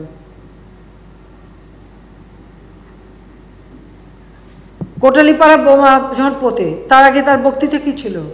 শেখ হাসিনা প্রধানমন্ত্রী তো দূরের কথা, কোনোদিন বিরোধী দলের নেতাও হতে পারবে না, সেই কথাই বলেছিল। ভেবেছিল তো মরেই তো যাবো, রাখে আল্লাহ মারে কে, আর মারে আল্লাহ রাখে কে? এখন আমার বেলায় সেটা হচ্ছে যে রাখে আল্লাহ মারে কে। তো সেখানে তারপরেও আবার খালেদা জিয়ার জন্য এত দয়া দেখাতে আমাকে বলেন, আপনাদের তো কেউ এই প্রশ্ন করলে আমার মনে হয় আপনাদের একটু লজ্জা হওয়া উচিত এই ধরনের কথা আমাকে বলার, যারা আমার বাপ মা ভাই আমার ছোট রাসেলকে পর্যন্ত হত্যা করিয়েছে। তারপরেও আমরা অমানুষ না দেখেই তাকে আমরা অন্তত তার বাসায় থাকার ব্যবস্থাটুকু, আমার এক্সিকিউটিভ অথরিটি আমার হাতে যতটুকু আছে আমি সেটুকু দিয়ে তাকে বাসায় থাকার চিকিৎসার ব্যবস্থা করে দিয়েছি। বাকিটা আইনগত ব্যাপার। তারপর দুর্নীতি করে এই দেশটাকে একেবারে ধ্বংসের দিকে নিয়ে গেছে। গ্রেনেড হামলার পরে আমরা এতজন আহত, আমাদের 22 জন মানুষ মারা গেছে, একদিন পার্লামেন্টে সেটার উপরে আলোচনা করতে দেয়নি। আমরা এই বিষয়টা নিয়ে আলোচনা করতে পারিনি। তো এত বড় অমানবিক যে, তাকেও আমি মানবতা দেখিয়েছি, আমার হাতে যেটুকু পাওয়ার সেটুকু আমি দেখিয়েছি। আর কত চান আমাকে বলেন? এখন সে অসুস্থ, ওই যে আমি বলবো না, রাখে আল্লাহ মারকে, মারি আল্লাহ রাখে কে, সেটাই মনে করে বসে থাকেন। এখানে আমার কিছু করার নেই, আমার যেটা করা ছিল আমি করেছি, এটা এখন আইনের ব্যাপার। আর না, আমি এটা শেষ করো।